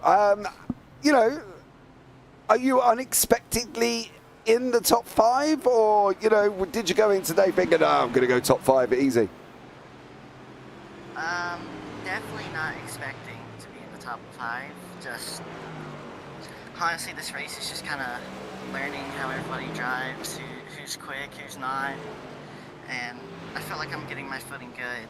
This is not my strong track at all, but I feel like I'm managing pretty well with the tires. Yeah, I think the thing is we're 8 cautions deep on lap 49 here, so, you know, I wouldn't necessarily put this down for your thing as say, you know, learning off some of these drivers, because obviously some of them have been involved in incidents that haven't been their fault. Andy Radel, unfortunately, has been caught up in like 3 or 4, I think, already.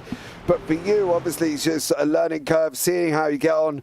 25 to go now as well. What's the ambition? Are you just looking to stay in the top 10?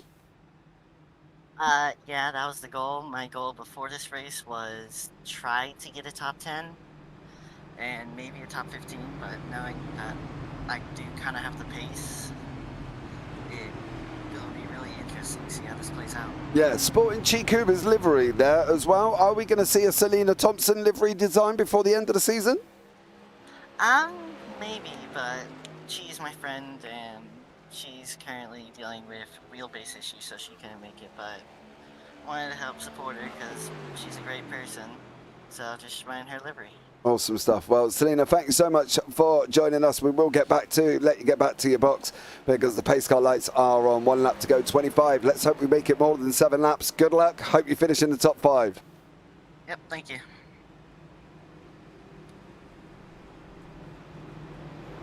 Right, that is Selena Thompson there as well. So Selena back in a chat box. I couldn't actually see that chat box. That was very bizarre. I went to drop Selena back in and a chat that she was in had disappeared. Right, 25, next caution at 18 to go, right? Yeah, probable. 7. 7 which will be really interesting. Yeah, I'm just figuring out maths here. 7 laps, you know, 18 take away, 25 take away 7. Keep surviving, TJ, says Mr. Spainhour Senior. He is in 9th place at the moment, so, you know, great job for him. He's, as I say, he's even declared he's not as quick, but he's in the top 10, so go TJ, rock on. Yeah, he's having a good race, keeping his head down, staying out of trouble, and it's kind of how this race seems to be going, is just kind of survive. But honestly, a caution, if we get a caution in 8 laps. Okay. Even 9 laps. Okay. Everyone's going to swap tires to, if they have tires. Anyone who's got tires left is going on to brand new tires at that point. Okay. And then it just becomes a straight shootout to the end. Okay. So you said I want to see that. All right, okay, right. So we're saying we want a caution on lap 18. Here we go. Barney, the flag bearer, the strongest right arm in iRacing, waving. Michael's going to lead us away with Runge, Cody Sharp, Jakowitz, Williams, Malcolm, Ross, Thompson, and Spainhour there once more. Spainhour trying to latch on to the back of Jordan Malcolm, to be honest. Not a bad tactic. I would be looking to do the same. Run the line that Malcolm runs. You'll see how to get by as Thompson nearly got squeezed against the wall there. Unfortunately for him, you can see the hustling and jostling. Alex Witt's trying to make his way back through the field. He's currently one lap down here as well as he just about starts making his way into the top 20. He's probably wishing there was another caution as well, but he's got to get in front of Roberts in 16th for that lucky dog, isn't it? First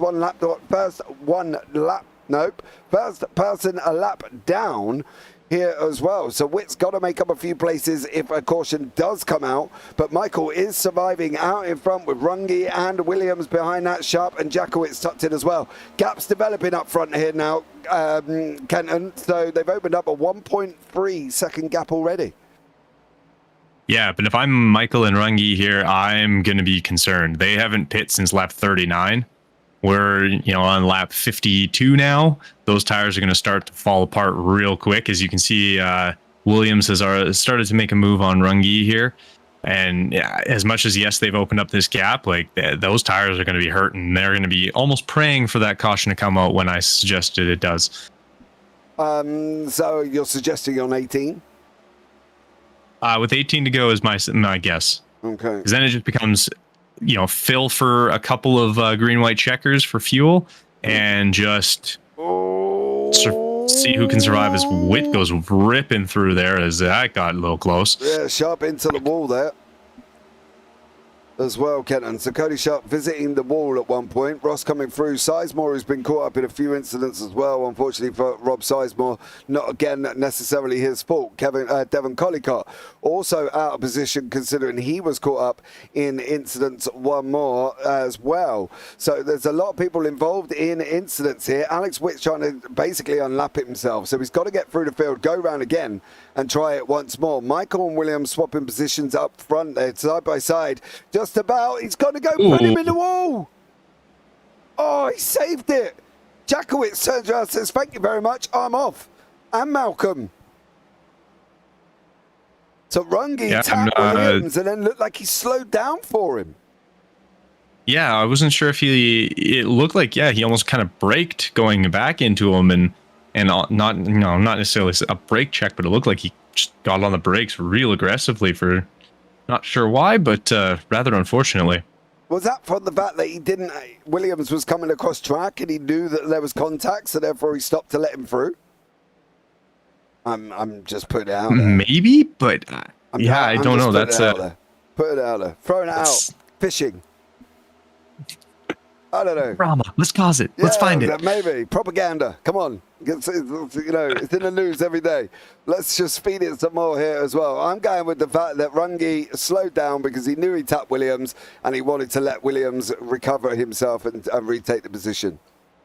Either that or he didn't accelerate fast enough to put him in the wall and finish the job that he already started. So, hey, it could be dramatic either way, but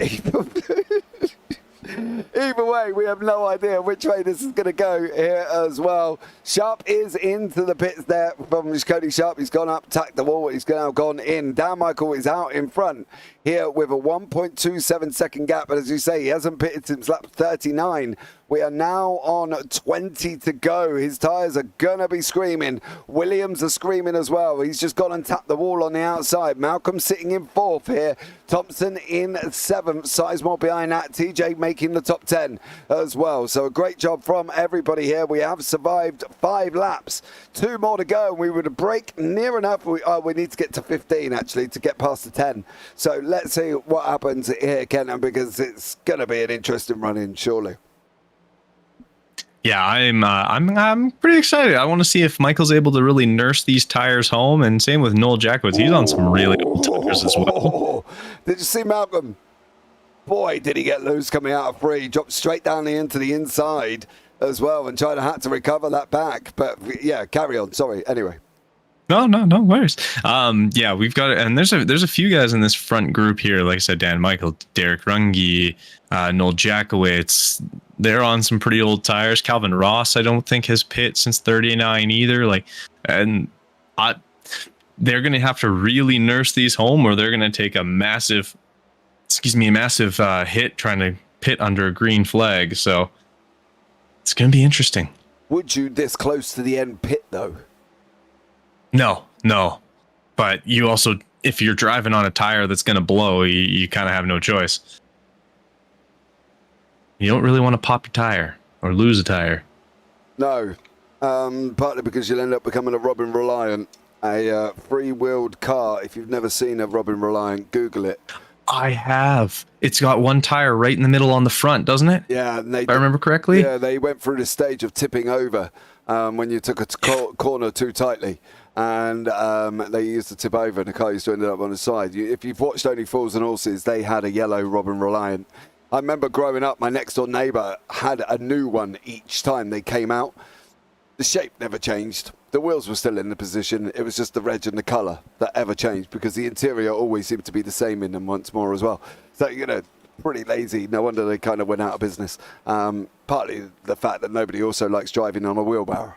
So, not if anything, you should do the single tire in the back, but whatever.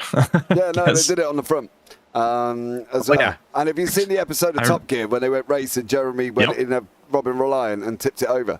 That's how I know that car. It was from that exact episode. Yeah, he went in a Robin Reliant, tipped it over here as well. Runge and Jackowitz and Norberg fighting out for this middle pack here. I'm keeping an eye on Norberg at the moment. I'm also trying to keep an eye on what Malcolm is doing. He went in on 49.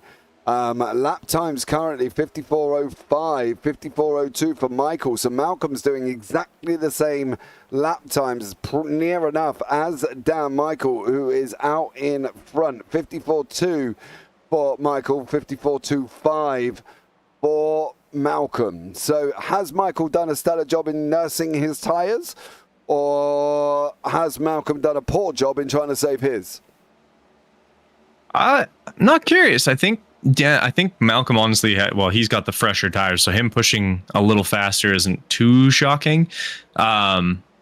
The Dan Michael is pushing now is kind of a little bit, or is pushing as much as he isn't necessarily concerning, but like that last lap there, 54.3. Although Jordan Malcolm at 54.4, I get that slide might have done a little bit of damage to the tires there for Malcolm as well, as it looks like he's dropped a couple spots now, and he's starting to fall back of Nordberg as well, unless he's really just trying to save, because he knows that it's, the last few laps, the last 10 are going to be very important, because you can see Jackowitz, it looks like he's having a little bit of issues as well, just keeping that, as Nordberg has really started to reel him back in as well. Yeah, Jackowitz on a 54.6, Malcolm 54.4, TJ 54.6 as well. So yeah, there's some tough times, and obviously from Jackowitz's point of view, he's just done a 54.10. That was his best lap of the race, with Norberg doing the fastest lap of his race as well on a 54.01. We have reached 10 laps running for only the second time here this evening after caution 2. So well done, guys. You've made it 10 laps. It's absolute stellar job once more to try and keep this going. I'm a little bit concerned about Sizemore and Collicott. Both people at the moment, Kenton, they've both been caught up in accidents. Keith's another one that was caught up in an incident earlier on as well. So hopefully we're spread out enough where they can kind of try and save and not get involved with each other, should we say? Yeah, and obviously sticking to the kind of smoother aspects, a little bit of the high line, trying to avoid causing problems. Is unfortunately, it looks like, I believe that was Sizemore. He's having a little bit of trouble as well, but Noel Jackowitz, yeah, you just see coming out of that corner, like, look how much of a gap just opened up instantly. And that's going to come down to those tires. And, Malcolm's already actually starting to reel in Jackowitz as well. His time is starting to drop a little bit in terms of the difference there. So, for the interval. So, it's going to be interesting. I think this last bit's going to be very, very entertaining to watch. His guys been nursing tires, trying to push a little bit, create some space. Williams obviously on some fresher tires than Dan Michael, and it's going to be fun. Yeah, I think we're going to be in for a run. 13 laps to go. Williams is going to breeze past Michael, like Michael's just stood still there. And as you say, Williams with 10 lap younger tyres. Michael pitted on lap 39, Williams on lap 49. So both tyres are going to be screaming at each other soon. I think the one that we might keep an eye at, Cody Sharp, he put it on 55. He's still saying that he's still going around in what are you doing, 55 4s. So he is still a little bit slower than the guys up front currently here as well. Runge involved in that one. I believe that's Brandon McLaughlin sitting in this front pack as well. Brandon pitted on lap 48 in the 80. What is that, 84? So then he's actually Runge at the front there as well. I thought that was 81. I need new glasses, clearly. But we're going to end up with a 4-horse race here with Matthew Norberg in it as well. Yes, but at the same time, like we talked about, Jordan Malcolm's really reeling these guys in. Jackwitz, he's coming back with a vengeance too. Like this, I don't think it's going to be 4. This might be a full 6-car sort of dogfight to the end here. Yeah, Michael, which I think is just, oh, yes, let's do it. 12 laps. Can Michael pull this in now? Can Spainhour stay in that top 10? Can Hunter Carlson get past Collicott with Lewis? Can Radel avoid another incident where he had nothing to do with it? That would be ideal for Anthony Radel. But it is Dan Michael, Derek Runge, Andrew Williams, Norberg, Jackowitz and Malcolm. You're 6 with the breakaway currently at the moment. 12 to go here, Kenton. Who's your money on? I have a hard time betting against Jordan Malcolm. I do. I gotta stick with him. He's the only real he's our Aussie. We watched him win last season. I have to a little bit, I mean, Dan Michael, obviously he's been having a fantastic race. I don't see those tires surviving, and you can see he's just losing time. He's fighting hard. I will give him like 110%. He is not backing down. He is trying to do everything he can, but I think he's going to have a really hard time in the next 5-ish laps to maintain these corners and speed going through them. Okay, well, Williams is... So let's give you an update on the tyre situation. Andrew Williams pitted on 49, Norberg on 49, Malcolm on 49. Jackowitz 39, Michael 39, Runge 39, and you can see now Michael has lost 2 positions to these guys here as well. Over Williams did make his way through. Michael's trying to push it back around the outside.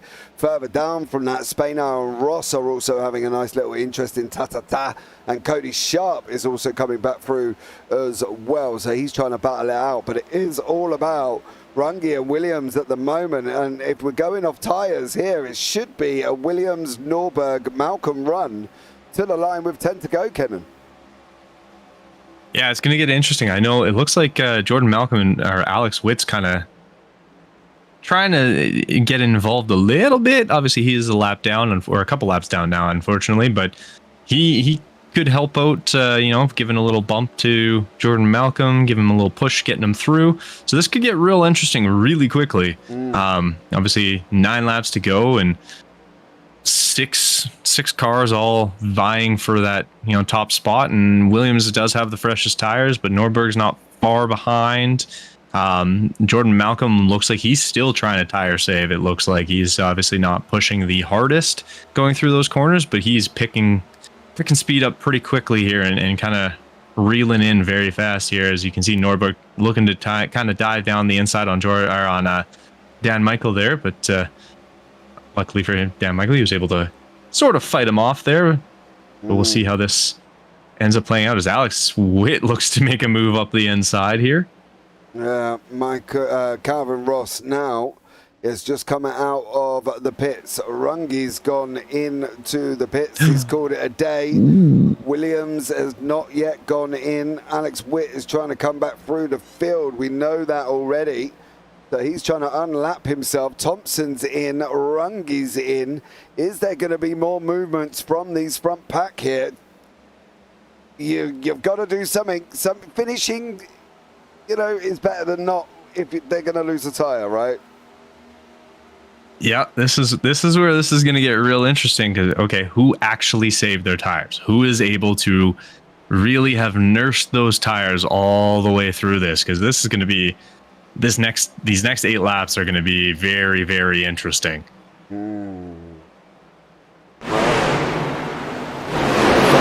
Very, very shortly how this one is all going to pan out with these 6 guys on the screen. There's some big.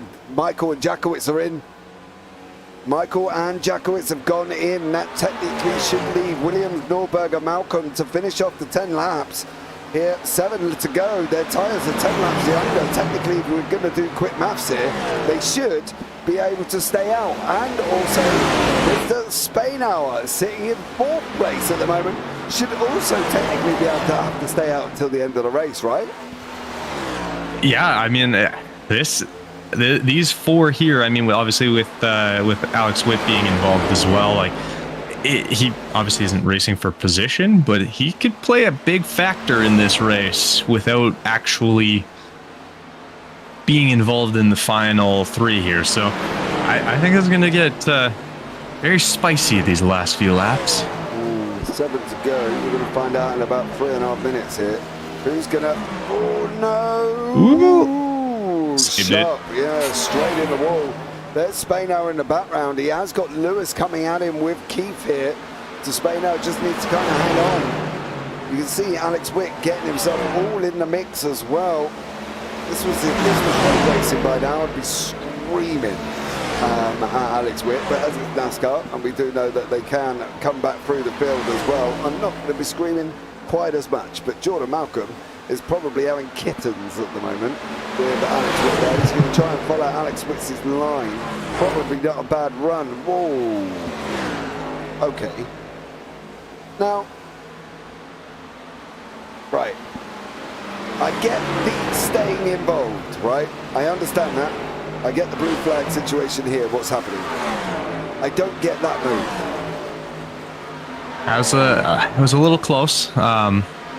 It's that Sharp again. Sharp seems to really enjoy that rip down to the left there. Yeah, that was a little close, and yeah, you can unlap yourself, but the last thing you want to do is get involved with the lead group and accidentally take somebody out. So smart moves are definitely going to be the thing. But I mean, we've watched Alex Witt. He's a fantastic driver, so I'm not too concerned him taking anybody out per se, but. That was definitely a interesting choice of a move there. Yeah, I don't get it. And I just don't get it. I don't see that. Oh, this might work out for Jordan Malcolm here. Yeah, he's going to follow through from Malcolm there as well. So, Malcolm's going to try and use Witt as much as he possibly can. With 5 to go here, he's done it again. I don't get that. I understand the staying involved, right? I get that. I just don't get sliding your car in between the guys that are racing for the lead. Am I missing something here? Like, am I missing something? Because I get. I was just trying to see if they were in like this. Yeah, I was just trying to even see if he was in like. Because it looks like Witt is in the same group chat as Jordan Malcolm, but I don't see the other 2 in there, so I'm not sure if there's what's happening here. I'm not sure. I think Norberg's probably going to be screaming by now, and possibly Williams is. I think Norberg's having an issue here because he has slowed down a lot. Yeah. His tires might be pretty cooked. Yeah, this is your front. We'll see. Oh, that. Never mind. He just took off. No, maybe he was just hanging back for a lap here, and seeing what they were gonna do. But yeah, there is another pack with Runge, Michael Sizemore, and Collicott. They're going at it here with 3 to go. So let's see what happens here as well. Out on track with 3 to go, Kenton. Yeah, we're getting down to the nitty gritty here, and I'm really curious how this ends up playing out, because obviously these tires are almost dead for all of these guys. Like they're this front 3, like they're basically begging these tires to just kind of survive at this point. As that almost ended poorly. Nice little bump draft from Nordberg to Williams, but it almost ended up sending him right into the back of Alex Witt, which could have gotten very interesting, although it does look like whatever happened there, Williams is now struggling a little bit here. He's dropped back a position as Nordberg takes over. We're going to be on the final lap. 2 to go here at Pocono, and at the moment it's Nordberg, Williams, Malcolm and Spainhour. Spainhour is still hanging on to 4th. He's opened up the gap to Zach Lewis. It's 2.4 seconds at the moment. So all you Spainhour fans at home, Lydia, get the beers on, because he's doing an absolutely stellar job. Witt's into the pits now, so that's Witt completely removed himself from the scenario. Nordberg, Williams, Malcolm, final lap of the race. This is it, your top 3 going at it here as well. Is it going to be a Nordberg-Williams run, or is Malcolm going to put himself involved in this one? Is the Aussie from down under going to have a go? He's looked like he's dropping back. He's looking like he's dropping back. It could be a Williams-Nordberg run out of the final corner here as well. So let's see. Malcolm's sliding back. He's sliding back so quick. He's nearly a second back already. And now Nordberg Williams going at it round the final corner. I think it's going to be a Nordberg victory here. I think it is. I think it's going to be Nordberg. Yeah. Oh, done and dusted. Nordberg is going to take that victory as well. Matthew Nordberg comes over the line. Andrew Williams and Jordan Malcolm, your top 3. What's happening to TJ? He's going to come home in 4th place for TJ. That's a win, son. That's a win. Rob Sizemore there as well. Shush, don't tell anyone. Rob Sizemore battling it out with Devon Collicott. They're going to be running side by side here as well, as they're all going to be coming over the line very, very shortly round the final corner. Sizemore, Collicott and Thompson. Thompson did get the top 10 that she wanted. Ross did get the top 15 that he wanted here as well. So great job from everybody as they come over the line. Sizemore here as well. Dan Michael doing donuts. What about Nordberg? He has done his donuts and is into the wall by the looks of it. So there you go, a good cracking end for some, and a cracking, not such a great. Why is everybody I'm clicking on getting here as well? A cracking end for others. I think that's going to be one of the things, the talking points. What do we reckon on that one there, Kenton? We did manage to make from 49 to the end of the race without any cautions. Yeah, not gonna lie, a little surprised at that. But I was very. It made for a very entertaining end to the race, because it was kind of a case of who can survive, and obviously we saw a few cars have to pit as tires were pretty much gone for them, and a few people who kind of were able to nurse their tires a little more, last a little longer. Well, here we go, guys. There is the final results. Matthew Nordberg is your winner with Andrew Williams and Jordan Malcolm. Last to 3rd challenge for Jordan Malcolm. Not a good shout there either. TJ Spainhour in 4th for there as well. Take a bow, young sir. Josh Keefe in 5th. Hunter Carlson 6th. Dan Michaels 7th. Derek Runge in 8th. Selena Thompson 9th. Rob Sizemore 10th. Devon Collicott 11th. Noel Jackowitz 12th. Calvin Ross 13th. Zach Lewis 14th. Cody Sharp 15th. Rodney Roberts 16th for Cody Kern and Anthony Radel. Anthony Radel's just had a race to forget. He got caught up in more people's incidents. Alex Witt, Christian Strada, Brian McLaughlin, Nicholas Stockner and Andrew Almquist, who I don't actually believe took the start of this race. But let's start bringing people in for a chat here as well. And we should start with the first. Let's go with 3rd. It was in 3rd. That was Jordan Malcolm here, the man from Australia, coming into 3rd. Jordan, last to 3rd challenge. That's not bad. No, it's pretty good, I'd say. Yeah, it was a little bit flat when iRacing crashed. Considering on all the ovals, if you can call this an oval, it's the one I like the most. So I was really looking forward to it, and yeah, just to have the iRacing crash was a bit of a bummer, but made for a fun race driving through the pack. Yeah, and you made it up into third. Did you go in, did you sit back and think top 10, top 5 when you got back into the session? Or, saved by, in general, cautions on lap 3 and lap 9 kind of brought you back onto the lead lap there as well. Was you hoping for a podium? I mean, you never know with Pocono. It's always normally a fuel race, and just with the amount of cautions and the lack of tyres we had, you didn't really know what the ideal strategy was. Like, you had people coming in every stop. You were questioning whether your strategy was the right one. But yeah, I backed it in. Just stayed out until I could realistically make it on fuel. That's what I did, and then yeah, just hope there wasn't a green light checker at the end. Yeah, definitely on that one. Did you have a look at your tyre wear? What was you on at the end, do you know? I have no idea. I X'd out like as soon as the race finished. But I think it wasn't too bad.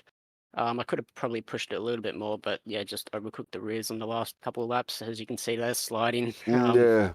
So yeah, it wasn't too bad, but I think just overheated them a little bit, not necessarily worn down. Okay, Jordan, well, thank you so much for joining us there, bud. Anyone you want to shout out before we let you go? Yeah, obviously 19MX Raps Racing. Obviously you guys for the broadcast. Obviously the league and everyone for watching. Thank you. Awesome stuff. Thank you so much for having a chat with us, Jordan. We look forward to having a chat as the season goes on there, buddy. Thank you. Right, now let's have a chat with second place man Andrew Williams here as well, the number 34, puts it in second place. Andrew, welcome into the booth, sir. How are you? Yep, doing good. How are you? I'm all right. I was a little bit worried, considering we hadn't actually gone 10 laps without a caution. So I did sit there and wonder what time I was going to be likely to be getting to bed this evening. Because at one point I thought we were going to be leaking them like a plumber on an empty tap. But we've stayed and managed it. Lap 49 right the way through to 75. So great job from everyone on track. Great job from you finishing in second place. You've got to be happy with that. Yeah, I'm pretty happy. I mean, I'm a little disappointed. I let Nordberg through when he gave me the bump in one and just didn't have the pace to catch him again. Definitely think a win was on the table, but can't be sad about a P2, a lot of stage points. Yeah, you can't be sad about that, to be honest with you. And I think it's been tough for a lot of people in this evening's race. How was the race overall? Give us your perspective of it all the way through. I spent most of the race out front. Didn't have a lot of challenge. I was having a good race with Witt and Daniel Michael, and then Daniel ran out of gas and Witt got caught up in a wreck. So I was just I don't know. We messed up our fuel strategy on that last run, so I had to drive back up through the field. But yeah, really, really fun, really challenging. Pocono's a fun draft track.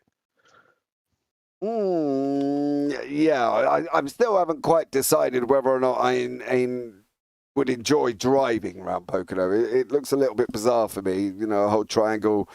I'm European. We don't quite get this idea in general. But, going forward for you, what's the ambition for you this season in regards to where you want to be within that championship? I mean, I think we've got the pace to contend. I think we can make the Final Four. I've got a big bucket list of tracks at the end of the season that I think I'm super competitive at. So I think we just need to make the playoffs. And since I joined late, it's just about clicking off as many points as I can on the cut line every race. And I think tonight was another good example of that. Just got to have a clean car every race. Awesome stuff. Andrew, thank you so much for joining us there, bud. Anyone you want to give a shout out to before we let you go? Of course. I want to give a shout out to Orangeville Racing for coming here and racing with us. And I want to give a shout out to Nick Stockner, my DoorDash driver, who brought me some amazing Panda Express before this race. Oh, it wasn't Nicholas Stockner who was down in 22nd then? Oh, it was. Oh, nice. He was having a hard night. Yeah, he was. He definitely did have a tough one. But Andrew, thank you so much for joining us there, bud. Look forward to chatting to you as the season goes on. Yep, thank you. Hope so. All right, guys. Next up in the booth is Matthew Norberg, your winner, your victorious winner here as well. Got caught up in an incident for the second caution, managed to fight his way back through, take the victory right near the end. Matthew, welcome in. How are you, buddy? Good. How are you? Was it fun to watch in the booth? It was good fun for us. You know, we start getting a little bit worried when we got a caution on 3. And then we start sort of wondering how many we're going to be leaking. I'm just pleased that we went from 49 to 75 without any caution, considering we hadn't had a green flag run for about 10 laps until a caution come out. How was it for you, though? That's the situation. You're the winner. How was it overall? I mean, it was a lot of fun. I think it was a super interesting strategy tonight. I think when people pitted and when people took tires, it kind of varied throughout the field. And I think kind of at the midway point of the race, I think a lot of the field pitted, and I think Drew and I stayed out, and we were 1-2 or something. And I think at that time, I thought I made the wrong decision of staying out. But the next caution came out. I think some of the guys we were racing were involved in that wreck, and we, took the opportunity to pit there just because those guys we were racing were involved in a wreck, and we were within our fuel window to make it to the end, and we really just barely made it to the end. I was talking to Drew and Jordan in the waiting room, and we were all sputtering across the line. I had 0.1 gallons coming across the line, so a classic fuel finish and fuel saving finish. That was a lot of fun. You don't get those very often. No, green white checker would have put you in a different perspective, though, wouldn't it? Yeah, I was praying that we didn't have any sort of caution, because I knew kind of once things started spreading out, and I realized at the front of the field it was just 3 cars racing for the lead, that I knew I was saving fuel throughout the whole run, just a little bit here and there, enough to get me to the end, clutching in where I needed to as well. And I knew that my tires were pretty strong underneath me, and I thought I could make a run for the lead, especially because, saving fuel coming across the line on that front stretch. I was only half throttle a lot of the time down the front stretch because I was getting such good runs coming out of the corner, and no point in getting out of the nice draft of the car in front to just be in the leader and burn up that much more fuel. So super happy with how it played out tonight. Yeah, well done to you for taking that victory here as well, sir. Anyone you'd like to give a shout out to before we let you leave the booth and go and celebrate with the champagne? I just want to thank everybody at OWR Racing, Nick Stockner, Andrew Williams, especially Nick Stockner, my assistant Little League coach. We run a great team. Unfortunately, couldn't make it to the Little League World Series this year, but next year is always a new year, so looking forward to a new Little League season next year. Yeah, awesome stuff. Well, congratulations, Matthew, and we look forward to having a chat with you as the season goes on. Awesome. Thank you. No worries. Right, and my final interview here this evening is one Mr. TJ Spainhour, number 86, up 13 places, puts it in 4th. Hey, TJ, how happy are you, buddy? Hello. I'm very happy. I can't keep the smile off my face right now. I bet you can't. Is it almost as good as the second place? That's the question that you had earlier on. It feels. I think it feels better than second place just because I managed strategy this time, and that's what I want to be good at. It's strategy. Jordan Malcolm is insane with that stuff, so I'm really trying. Hey, dude, look, you tried that well. You got on to 4th place there, mate, and I couldn't be happier. It's absolutely incredible to see you up there. What the track list this year? What are we looking at for you in conjunction with possibly going to see you competing for a win? We've got North Wilkesboro, Darlington, Watkins, Chicago, Kansas, Talladega. Which one is a TJ Spainhour victory track? I think Talladega has my name on it. Talladega? Oh, yeah. Okay. And is there any particular reason why Dega's got your name on it?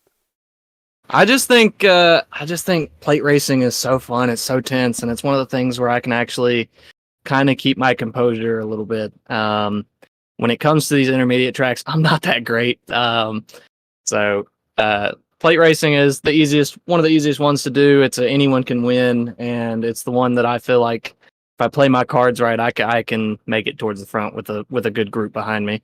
Yeah, absolutely. Well, TJ, listen, I'm ecstatic for you finishing in 4th place there, sir. Well done to you. Anyone you want to shout out before I let you go? I'm going to shout out my wife, my friends, my dad, and my mom at Busy Bees Crafts. Thank you for sponsoring my car, and we'll see you at North Wilkesboro next week. Brother, please, brother. Oh yeah, my brother is one of the ones that I would like to thank as well. Yeah, good choice. Well done to you, TJ. Just to let you know, I'm reading chat and telling him that as well. But TJ, thank you so much for joining me, bud. It's been a pleasure, as it always has done. And well done and congratulations on your 4th place. Well, I appreciate it, y'all. Take care, man. Take care. Well, there you go. That was my my fanboy moment of this tonight here as well, with TJ Spadal coming into the booth and having a chat about his 4th place. Well, Kenton, we got a lot better second half than we did the first half. Yeah, it was a very intense second half there, but it was a lot of fun. It was definitely entertaining to watch, and it was cool to get to see a little bit of strategy in the second half opposed to a bunch of cautions, so it made it a little more interesting, for sure. Yeah, it definitely did as well. But I'd like to thank everybody that's been in the YouTube chat, keeping me and Kenton company this evening as well. That's going to round out tonight's broadcast, and I think you can safely say it's been a fun one. If you're still awake and you fancy a little bit more of this amazing action, we've got the Triple Bypass Racing Late Models Round 9 live from Nashville Fairgrounds, happening right now at the hands of Dean Biggles and Ewan O'Leary. So you can go and jump from here and go and check them out. But for now, guys, for everybody in YouTube, thank you so much. It's been a pleasure having you here. From myself and Kenton Sportak up here in the booth. You all take care. Have a great week. And you never know, we might see you on the track sometime. Good night.